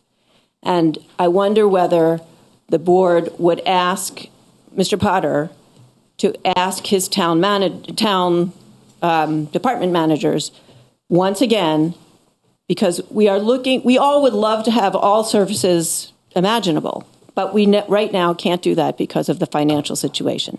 We clearly are looking to make cuts wherever possible. They might be small cuts. If there were big cuts, that would be fabulous, but we don't, we recognize they may be smaller cuts. But would the board ask Mr. Potter to ask his department heads, who know their departments intimately and their budgets intimately, to look at them again and see what they can do? Maybe they'll come out with new ideas. Maybe they realize that the first suggestions they made were the first level and that now there's maybe a second level. We are in a crisis financially, I think, for the town, and that's, again, those are the experts in their departments. Maybe we can ask them once again to look at it. And in terms of the positions, I don't know if you're aware, but the hospital has just recently, this week, or maybe it was the end of last week, has put on a hiring freeze because the hospital is in financial desperate situation. We keep getting messages from our CEO about restructuring or closing. I don't know whether you are aware of the level of that we as staff are getting at the hospital. So they've put on a hiring freeze, very logically so. And I think that has to be a possibility on the table. for unopen position or open positions that are unfilled. Again, with the consideration of if it comes to the board because there needs to be an exception, that seems like a logical way of doing it. The issues in this town go deep, and the hospital is in a very similar situation. Nobody wants to lay off people ever. That's a horrible thing to have to do. But we have to make very difficult decisions in difficult times. Thank you. Kate?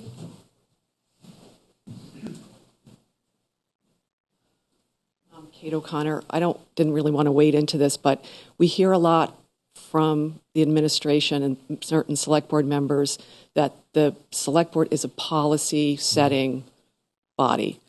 A hiring freeze is a policy of the town. So I think there's no reason that the select board can't say we want a hiring freeze, because that is a policy decision. Okay, Select Board. What we have in front of us is a schedule question. Oh, Amanda, you had a comment. I did. I had two comments. Thank you. I wanted to respond to the increase in our hiring of police officers, because that increase was in tandem with the need that was on the street. And I truly believe that. So I just wanted to share that. The other thing is we're in the process of asking our department heads to find budget cuts wherever necessary, consider changing the scope of work that might result in having to let somebody go. And so I'll ask you this question, and that is for our 2% human services budget.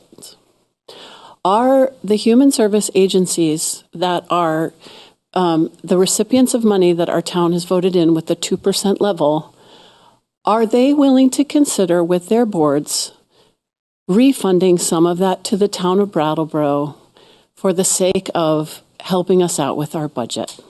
And I would say particularly some organizations that have a very generous allotment that is bestowed to them. Now, I'm not saying for 2026 because it's the vote for 2027 because we'll be going back to RTM, but that's another kind of kit and caboodle that I do think is worth saying. If you're asking our department heads, if you're asking services to be cut, then we all have to join in that effort. And that could just be on the, like I said, in the good nature, good spirit, thank you, Brattleboro, we want to help out perspective that the individual boards of these organizations might choose to do. But I do think it's within the reason of talking about. So. Thank you, Amanda. Okay, so are we ready to? I gotta ask a clarifying question. All right, and I'm gonna just direct this at Oscar because I'm really sort of confused as to the point he's trying to make when it comes to hiring freezes, unfilled positions, agree to disagree. Mm-hmm. So I'm just trying to understand where you are, and I also feel like we're being accused of not wanting to accept a hiring freeze when we haven't really discussed a hiring freeze. So I just want to put that out there. I know people like to point fingers, and that's fine. But can you, I guess, just dumb it down for me? I'm not really sure where you sit on that position and what you're trying to convey. Sure. I'm not trying to accuse anyone of opposing a hiring freeze. No. I just, okay. I don't care about accusations. I don't care about any of that. I just want to know what the crux of what you're trying to. What I was asking originally was, does the board want to ask for a hiring freeze? Because it sort of felt like there were 3 people interested in that. So that was part one. Okay. The part about unfilled positions, agree to disagree, was about something else, which was basically that I don't agree that the select board's only role is to say, I want less of this service. I think it's entirely appropriate for a body that essentially plays some management role to say, maybe we shouldn't fill that position. I think that is an entirely appropriate act. And I think, I haven't done this. I think if you surveyed the history of the Brattleboro Select Board, and if you looked at what other select boards do, you would not find that to be uncommon. That's all I'm saying. So I'm pushing back against the idea that the only thing that's proper for us to do is say, we'd like to do less leaf collection and then leave all the details elsewhere. That's my point there. Right. So to that point then, now that I think I have a little bit better of an understanding and how it falls back to John, is it's us to set that policy, please correct me if I'm wrong, set that policy and ask John to execute that policy. I think so. Okay. And that's what we'll be discussing when we have. Oh, I'm not letting you get back to that easy. No, I'm kidding. All right. That's what we'll be discussing when we have the meeting. Yes. Have the meeting about cuts and revenue. So are we ready, board? Sorry, Dick, we're moving on. Are we ready as a board to discuss the schedule, proposed schedule of future meetings and future meeting topics? And shall I review the topics again? Yes, please. And the meeting dates with the actual dates Sure. on the calendar. Are we ready to move on and end the general discussion on the budget, is your question? Oh, we did that a while back. Somebody brought that up again, but we were on the schedule, and that's where we are on the agenda. So, I mean, I wasn't ready to move on, and it sounds like other people at this table weren't ready to move on either. we were at some point, and then it moved back to that general discussion. But that general discussion was proposed to have our opening statements, and then we were scheduling the time when we're having more general discussions on the budget. And so if we have a discussion on Tuesday, So just a point of order here. It says under regular business, there's FY26 budget redevelopment at 6:55, and then at 7:25 is opening budget remarks and general budget discussion. And I realize we started talking about the future meeting schedule, but it sounds that there's more interest in having general budget discussion. And so I'd be happy for us to finish the conversation about the future meeting schedule and then come back to that general discussion. But I'm curious what Dick DeGray has to say, and I think that there's more of this general discussion is really valuable.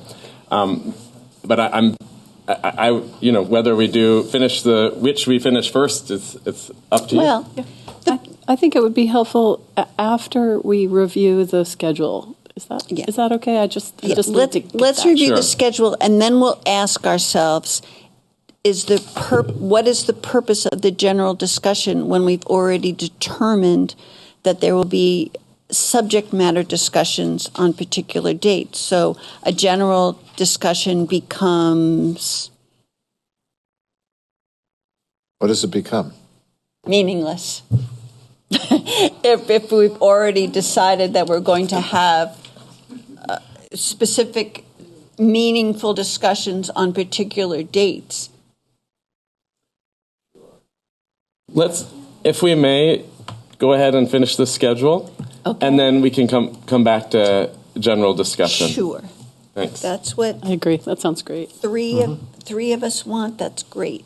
Or three or more. So on Tuesday, April 15th, I'm proposing that we have a discussion within our regular scheduled meeting of the structural implications of the budget, the RTM Finance Committee report, and the solid waste decision.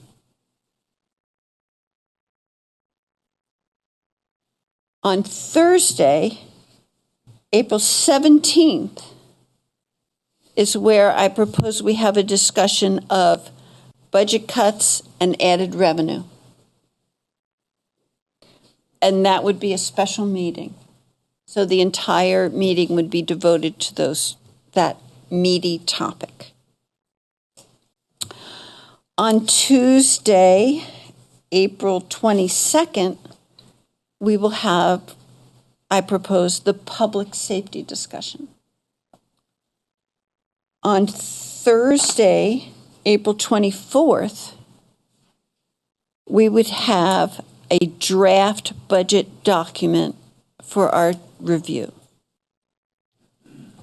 And on Tuesday, April 29th, we could have continued discussion with perhaps a vote on that draft budget.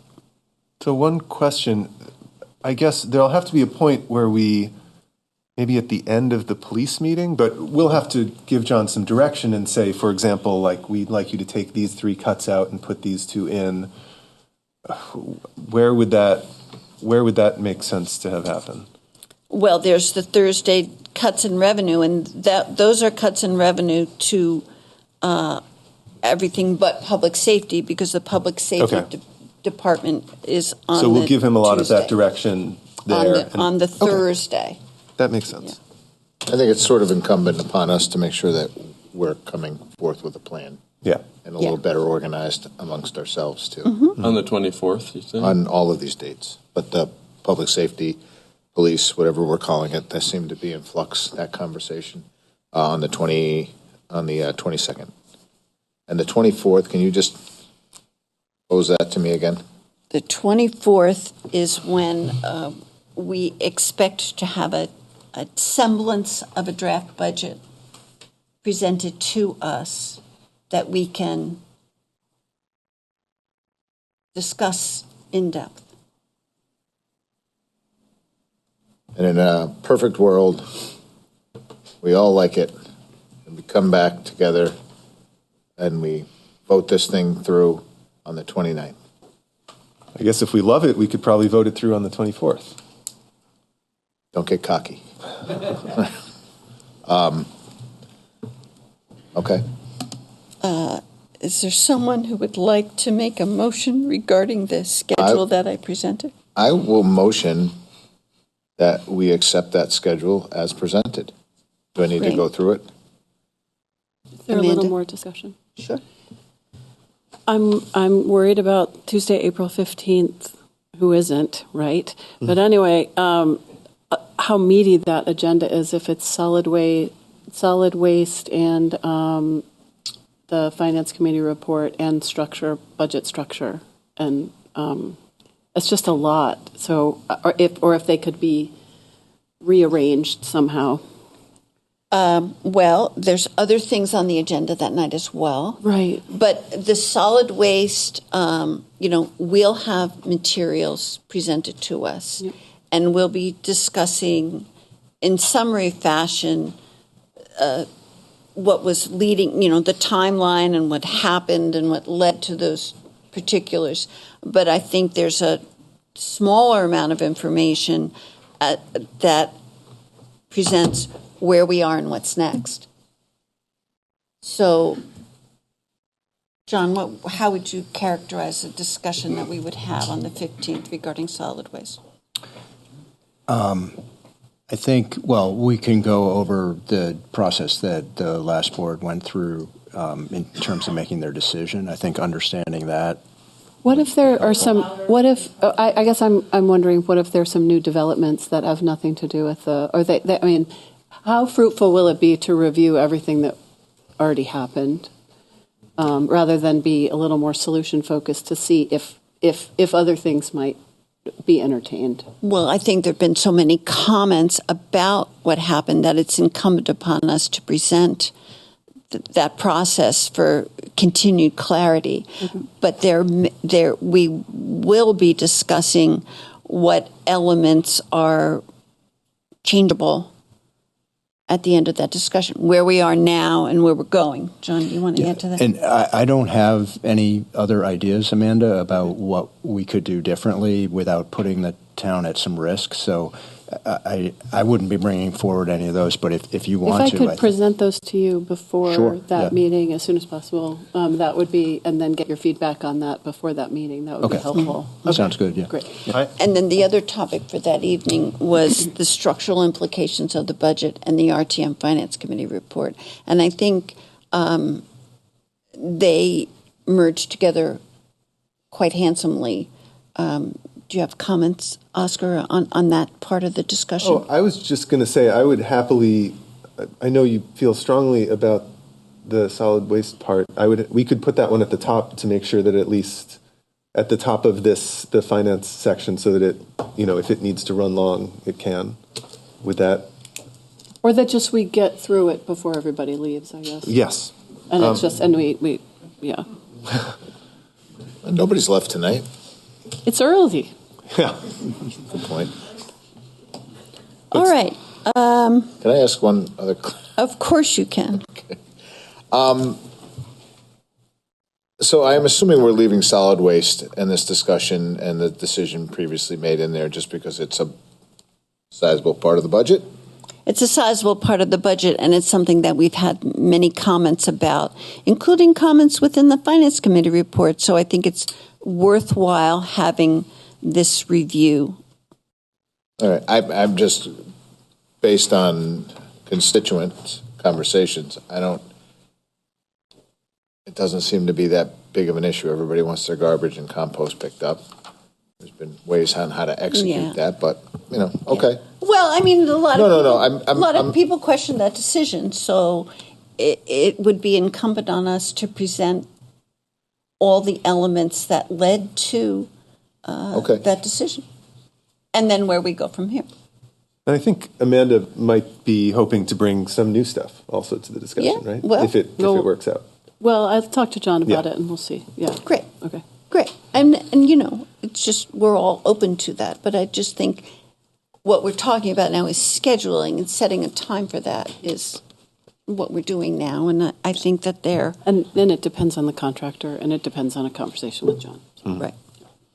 And then the RTM discussion, Oscar, does that make sense to you? The Sure. RTM and the structural. Yeah, I think most people who are interested in this topic have reviewed your report. So it's a summary report, but it prompts the discussion on the structural implications of the budget, which I think are very important to our work. And any former or new Finance Committee members who want to come to that meeting, you will be certainly welcome. And I am a former member of the Finance Committee, and I see Dr. Reichman here, and there are present members of the Finance Committee here, and I've talked to many of them. So I'm sure it will be a lively discussion. I have one. I feel like such Go a ahead. nudge. So with the structural budget conversation, will we also touch on 27 just structure-wise? Because that's an opportunity, and the next, say, 5 years, just kind of... I'm sure we can. Talk on some horizon I'm sure we stuff. can. Okay. Yeah.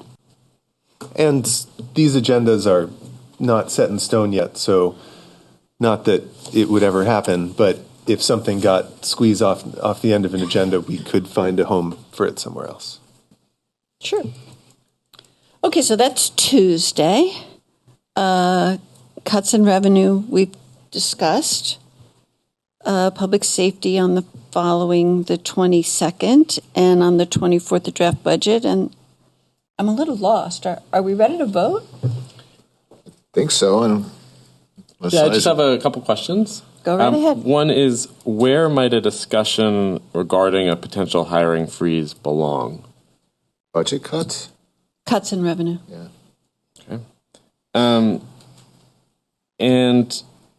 Have we set the representative town meeting dates? I remember we talked about setting 2, just in case. Someone suggested 2. I think it's more appropriate that we get to the end of the 29th, and if we're ready to vote on the 29th, then we set the date then for the one, and be confident that we've heard what RTM is asking for, that we've made the proper structural modifications to the budget, and seek to get their blessing on this budget that we're working on. So that would be, let's say we approve the budget on the 29th, we would warn. Right. So if we do it if we wait until we've approved the budget, we only need to warn one RTM It does, I think what we talked about the other time as an option is we can warn it earlier so that we basically have more, in the event that, the budget doesn't pass again or something like that. We could warn one for middle May.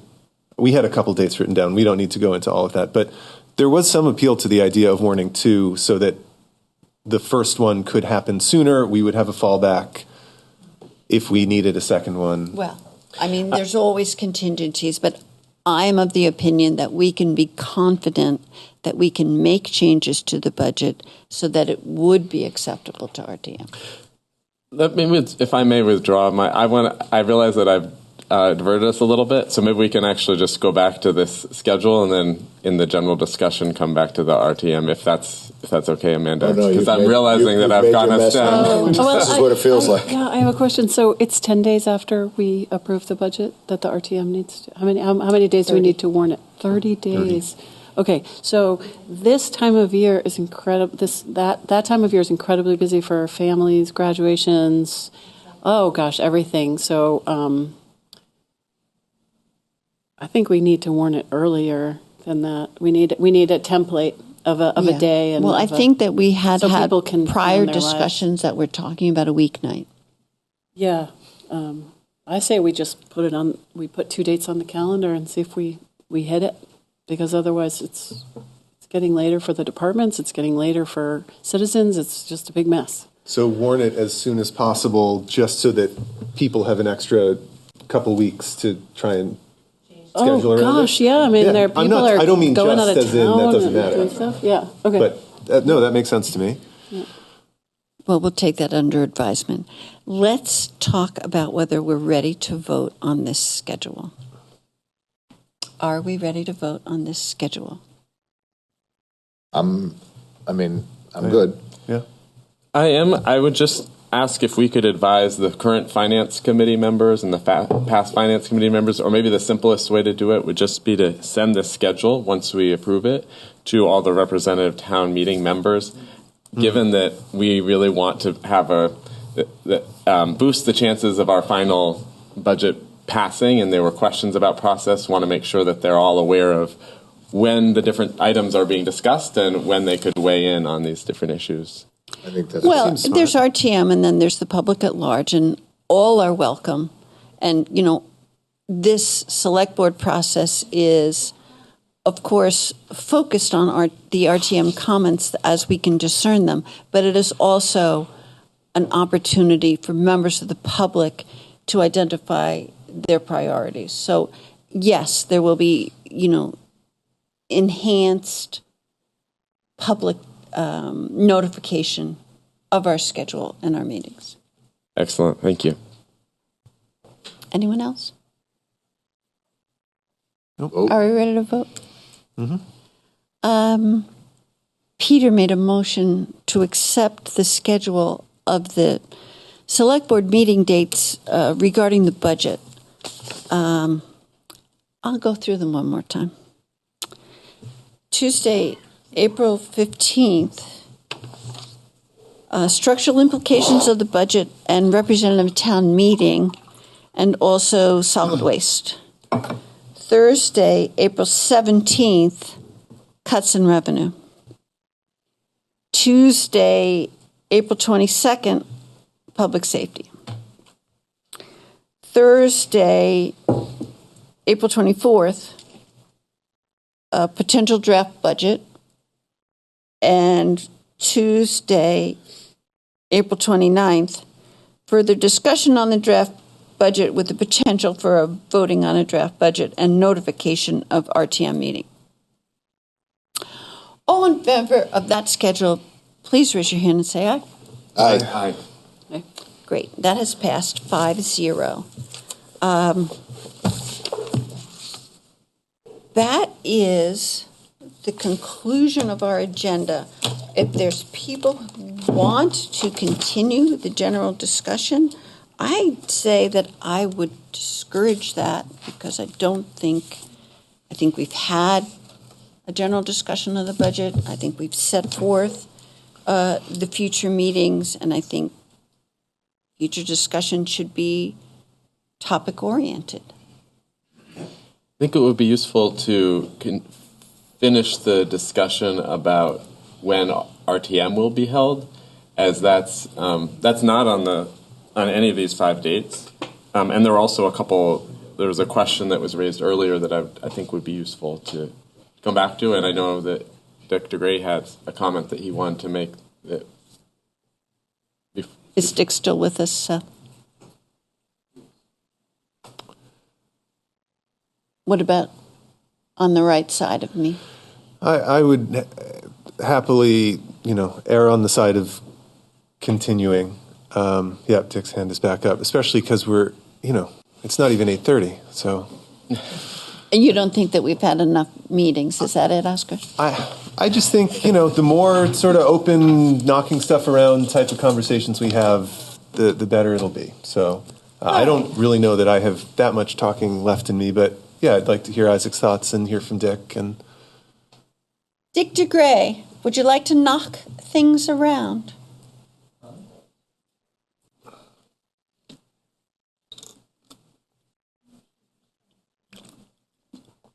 Looks like his line is muted. Oh, he's here. There you go. Thank you. A lively discussion, spirited. A couple of comments. First and foremost, I think that your last comment about setting the special town meeting under advisement, I think if there's 3 board members that would like to do that, if somebody makes a motion, I do believe that you can do that. And although I may not disagree with you, Liz, in the point that you think the budget may pass at the first meeting, I think you're better off to err on the side of being able to get 2 meetings in instead of 1. Second of all, with Oscar talking about staff positions, it is under the purview of the board to talk about staff positions.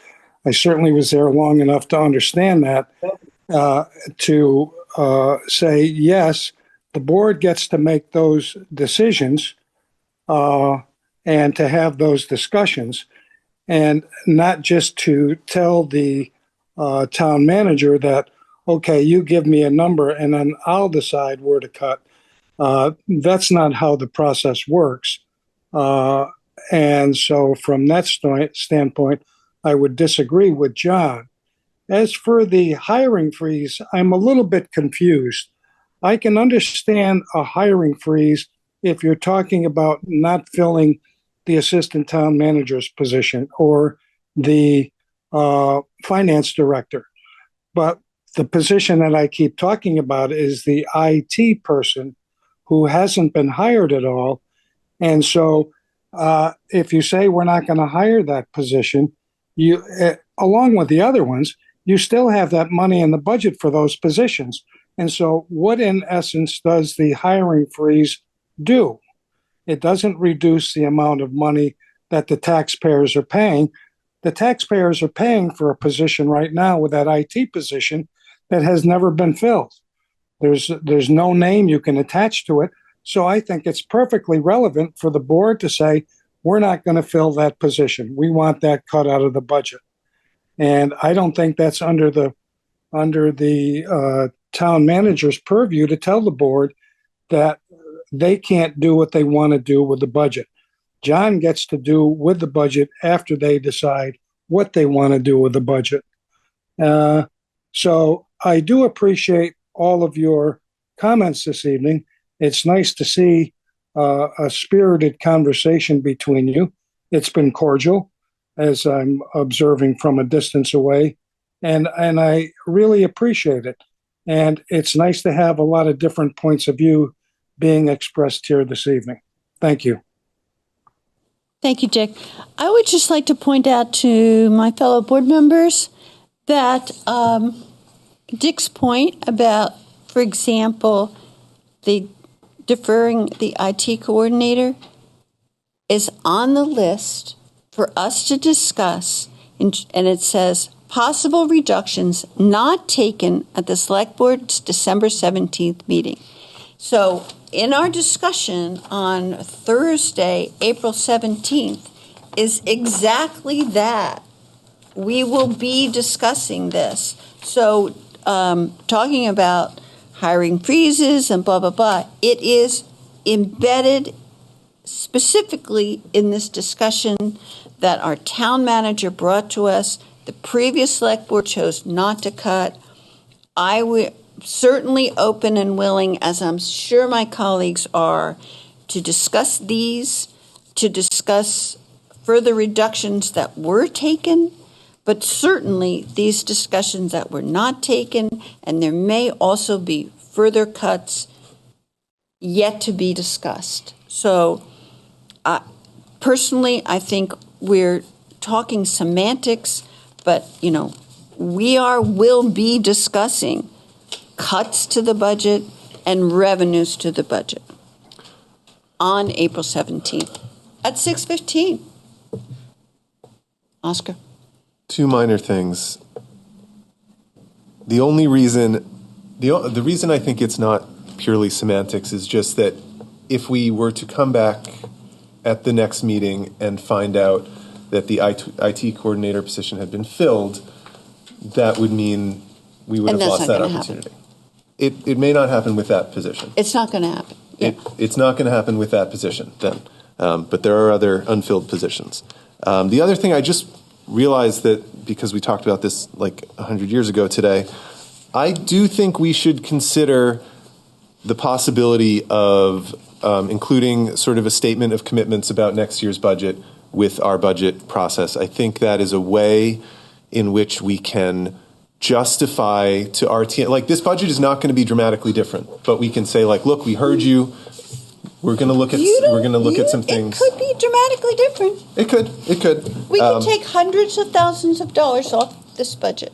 Yes. But what we asked and answered when you said this about the future budget is that that's what we would be discussing under the topic of the structural elements of the budget and the RT and Finance Committee. So I just think that we should be thinking of all these general comments that we have and placing them within the schedule and the topics that we just voted on. I am happy to do that. Are there other board members who would like to comment?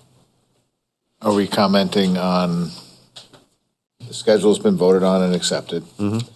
I agree that sussing these things out here as opposed to the times that we have set aside to discuss them is we should do it then and not just kind of come out now. Mm-hmm. Most of us are fairly accessible via email, conversation. All of our information is on the town website. You're welcome to reach out to us at that point. As far as an RTM meeting goes, I think if we want to move on and discuss that, I'm open to that. All right. Why don't we hear these two hands that are up? The person behind Christina.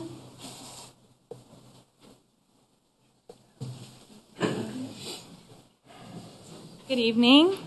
I'm Megan Gray, new RTM district member. RTM member, District 9. It's getting a little late for my brain.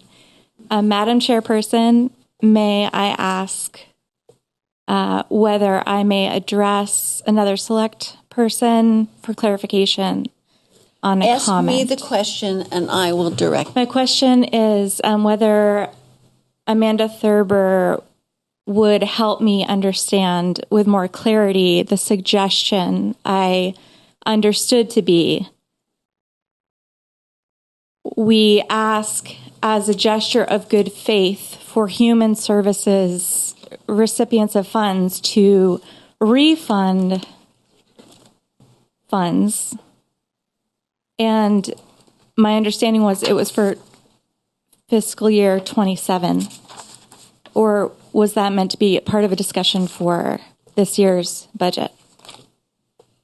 Well, the interesting thing, Megan, and the interesting thing about Amanda's comment, and I'm sure she would love to answer you, but let me just say that this select board and this select board budget process will be silent of the human services budget because it is out of our purview. Next year's human service budget, we may have more latitude. And so I think that's what Amanda was aiming at, but I'm not going to speak for her. I will ask. Amanda, would you like to comment? Sure, I'm happy to comment. Yeah, I mean, those funds were voted for at RTM, right, by number, if I remember correctly. So that's coming off the budget. But I wanted to just offer, for the sake of consideration, that, it would be generous and in good faith if some of the larger recipients might say, you know what,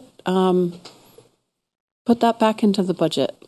Like, ease the burden on the taxpayers this year.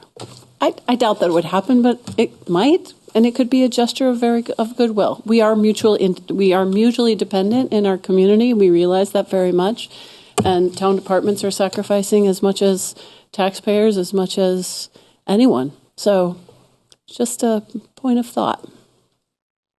Thank you. May I ask one brief follow-up question? Thank you so much.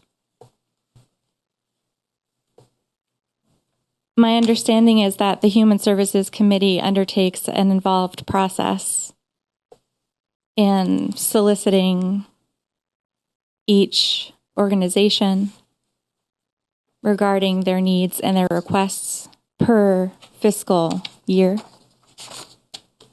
That's my understanding. Based on the 2% of the overall budget that Human Services represents, am I making the assumption correctly that you would anticipate with this idea that we would reap a significant financial take back?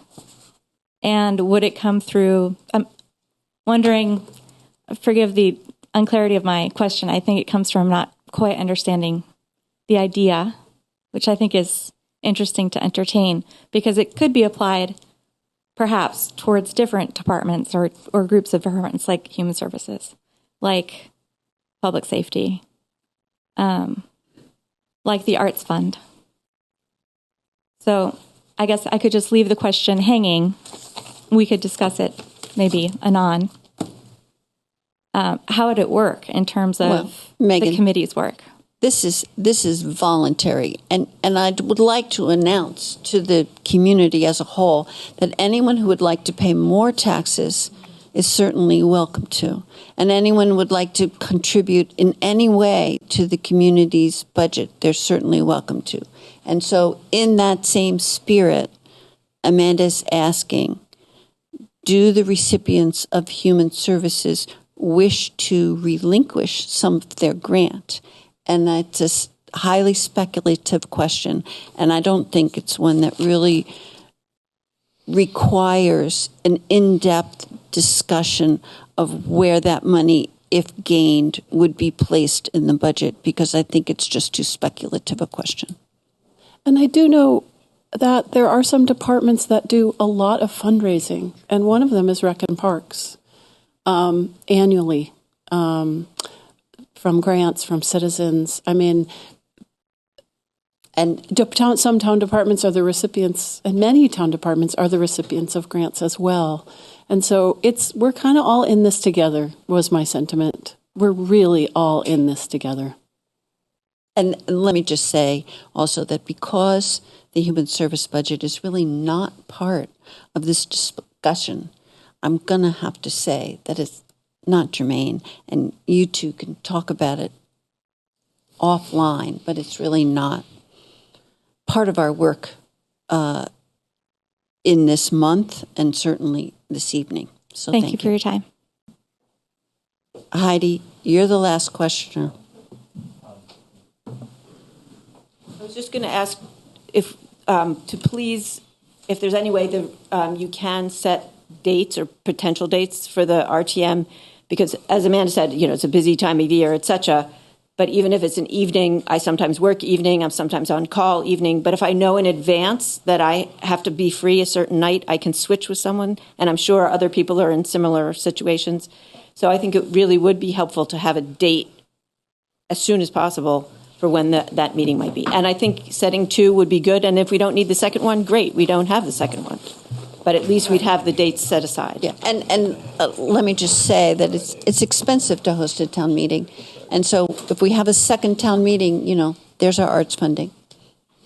So we will discuss that at our next meeting. Okay. And I think that we have reached. There's another member of the public who I don't believe has spoken yet. Would you like to speak? A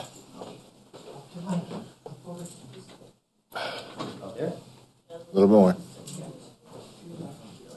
Oh, okay.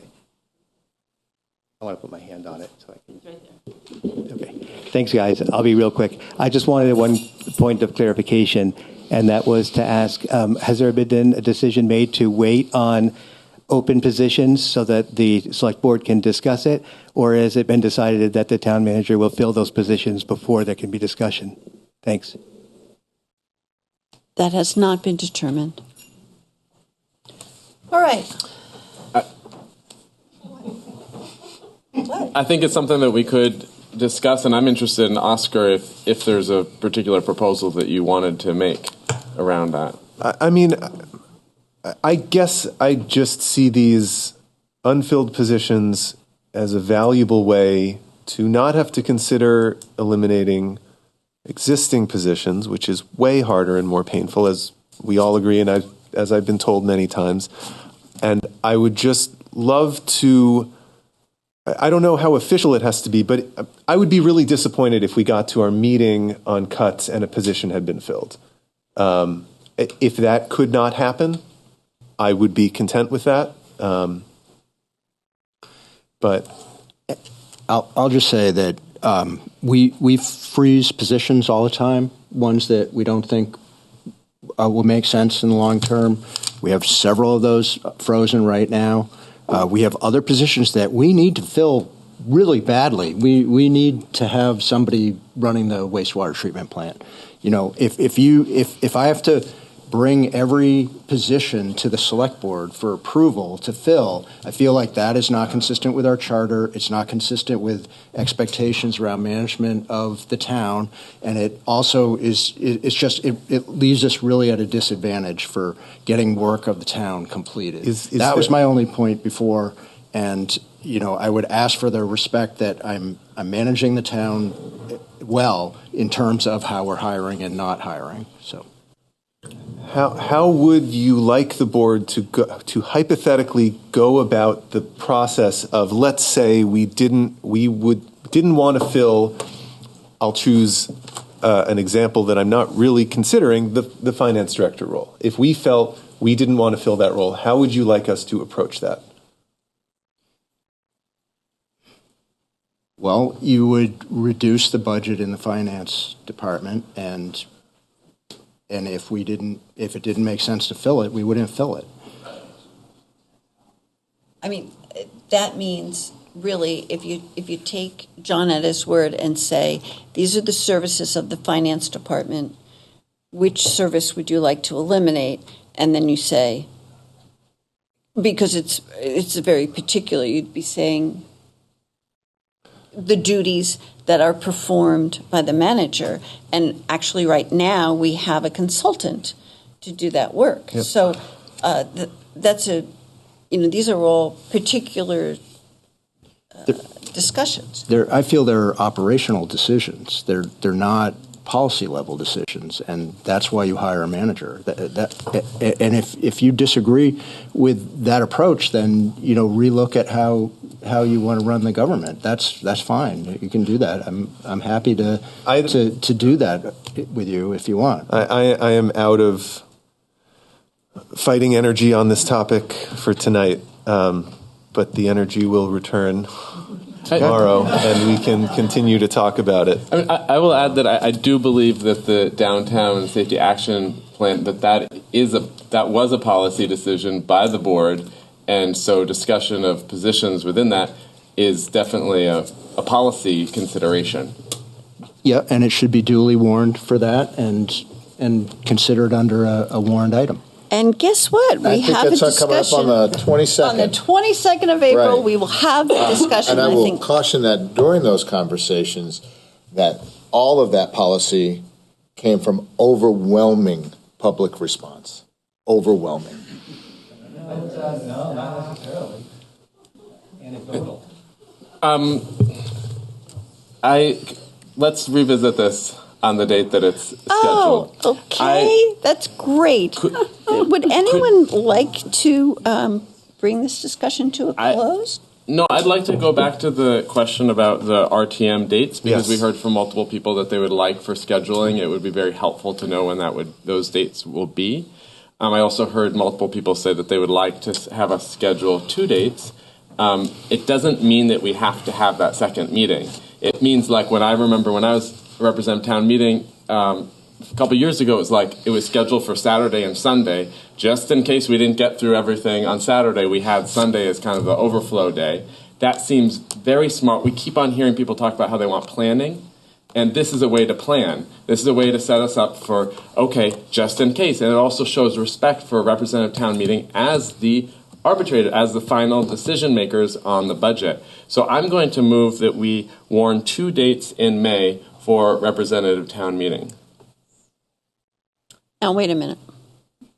What are those dates? If we have a meeting on the end of May, let's say Thursday, May 29th, and if we have a budget and the budget is not passed, then how do you anticipate scheduling a second meeting without time for the select board to alter that budget that did not pass? It's not like we can't go to the next day as we do from Saturday and Sunday and say, give RTM another crack at it. They will have decided. And if they decide in the negative, we cannot schedule that now. We have to resume this procedure again and set a date.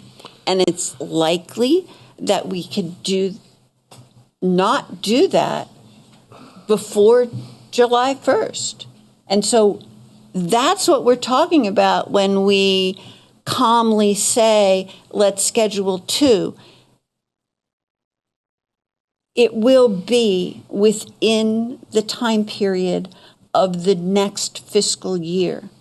So we have to be clear-eyed to, first of all, focus our attention on the budget that, in our best efforts, will reflect the needs of the town and reflect comments that were made regarding the budget by RTM. And as I said, I'm hopeful that that can be done. But the second RTM meeting cannot be easily scheduled at present. John? I would just add that, so you have to warn the RTM at least 40 days and no less than 30 days ahead of the date that it was. So so right now you could warn a meeting, even though this wasn't on your agenda to warn a meeting tonight, so you really shouldn't even be talking about it. But you could do it 30 days from now, which would put you in mid-May, or you could wait till you have a budget put together here, say that's the end of April, and as you discussed, I think at a previous meeting, you could then warn it for like the 29th of May, or the 28th, 29th, 30th of May, sometime that last week of May, on April 29th, which would be your last meeting on the schedule that you discussed tonight. Does that make sense? Let's go doomsday here. Make the motion. Well, hang on. There really is a thing about kind of making decisions on non-warned items. So I just need some clarification on that, because this is not a warned item. This is really not germane. It's not on the agenda, and I don't feel comfortable in setting a date tonight. I think, it's appropriate to have this discussion about how a meeting is warned, but I think, when we're talking about setting the meeting schedule, which we have done, and we've had all the discussions on the agenda tonight, I think we need to think long and hard and bring this scheduling of the RTM to a warned meeting where we can make that decision. So my suggestion and my thing is, do we have enough time to rewarn the next meeting with this item on there. John? I would advise that you don't do that, but stick to the schedule that you voted on tonight and try to do that, because you may get to the 29th of April, your last meeting, and realize, oh my gosh, we need another week or 2 weeks to hammer this out. And so you might want to push into June for that RTM. That is possible. So I would urge you a little bit of caution there. And what would the ramifications be if, again, I'm just scraping it, that's all I'm doing here. If we warn this at the next meeting, set the date at the next meeting, and then canceling RTM, should that be? Because I just, there is a process to all of this. I don't particularly care for it either, just to be clear. Sometimes it seems like a pretty simple thing. Let's just warn a couple of meetings. But there really is a process and things that we can and can't do. And this is under the can't do pile. And already, this entire discussion has not been warned. I see determine future meeting schedule under budget redevelopment, and to me, RTM is part of the budget redevelopment. Actually, no. No, because it was intended to have this discussion about select board meetings because we are, in fact, the select board. And a determination of the budget will determine when we warn for RTM. It's a separate item. I think at the very least, the fact that RTMs have to be warned within sort of a window of between 30 and 40 days, I think that kind of rule, I laughed at the very beginning because I just, for some reason, hadn't thought about it at all this way. But I think that does kind of knock out the concept of warning two, because we could only warn the second one 10 days later than the first, and we'd have to redo the budget in that time. And we can only warn the budget 40 days in advance at most. So that's kind of the outer limit on how much notice we can give people about scheduling, it seems.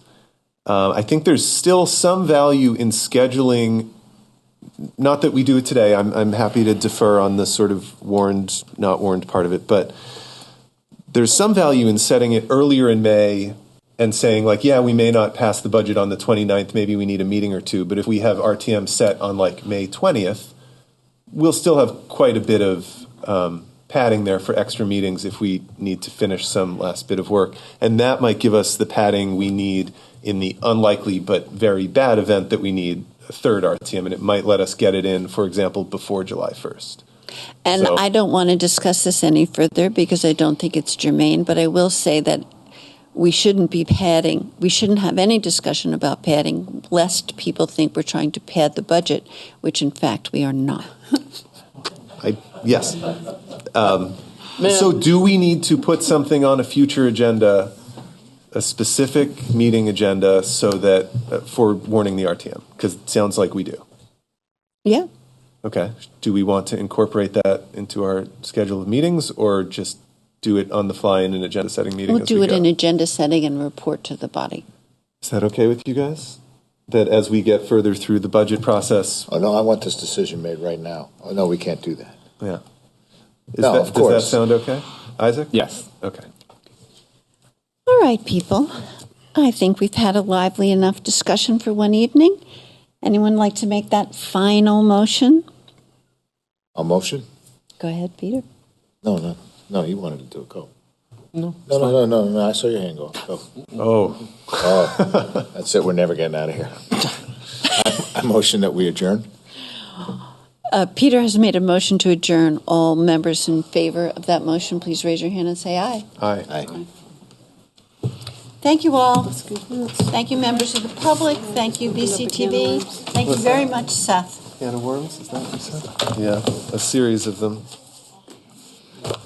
Well.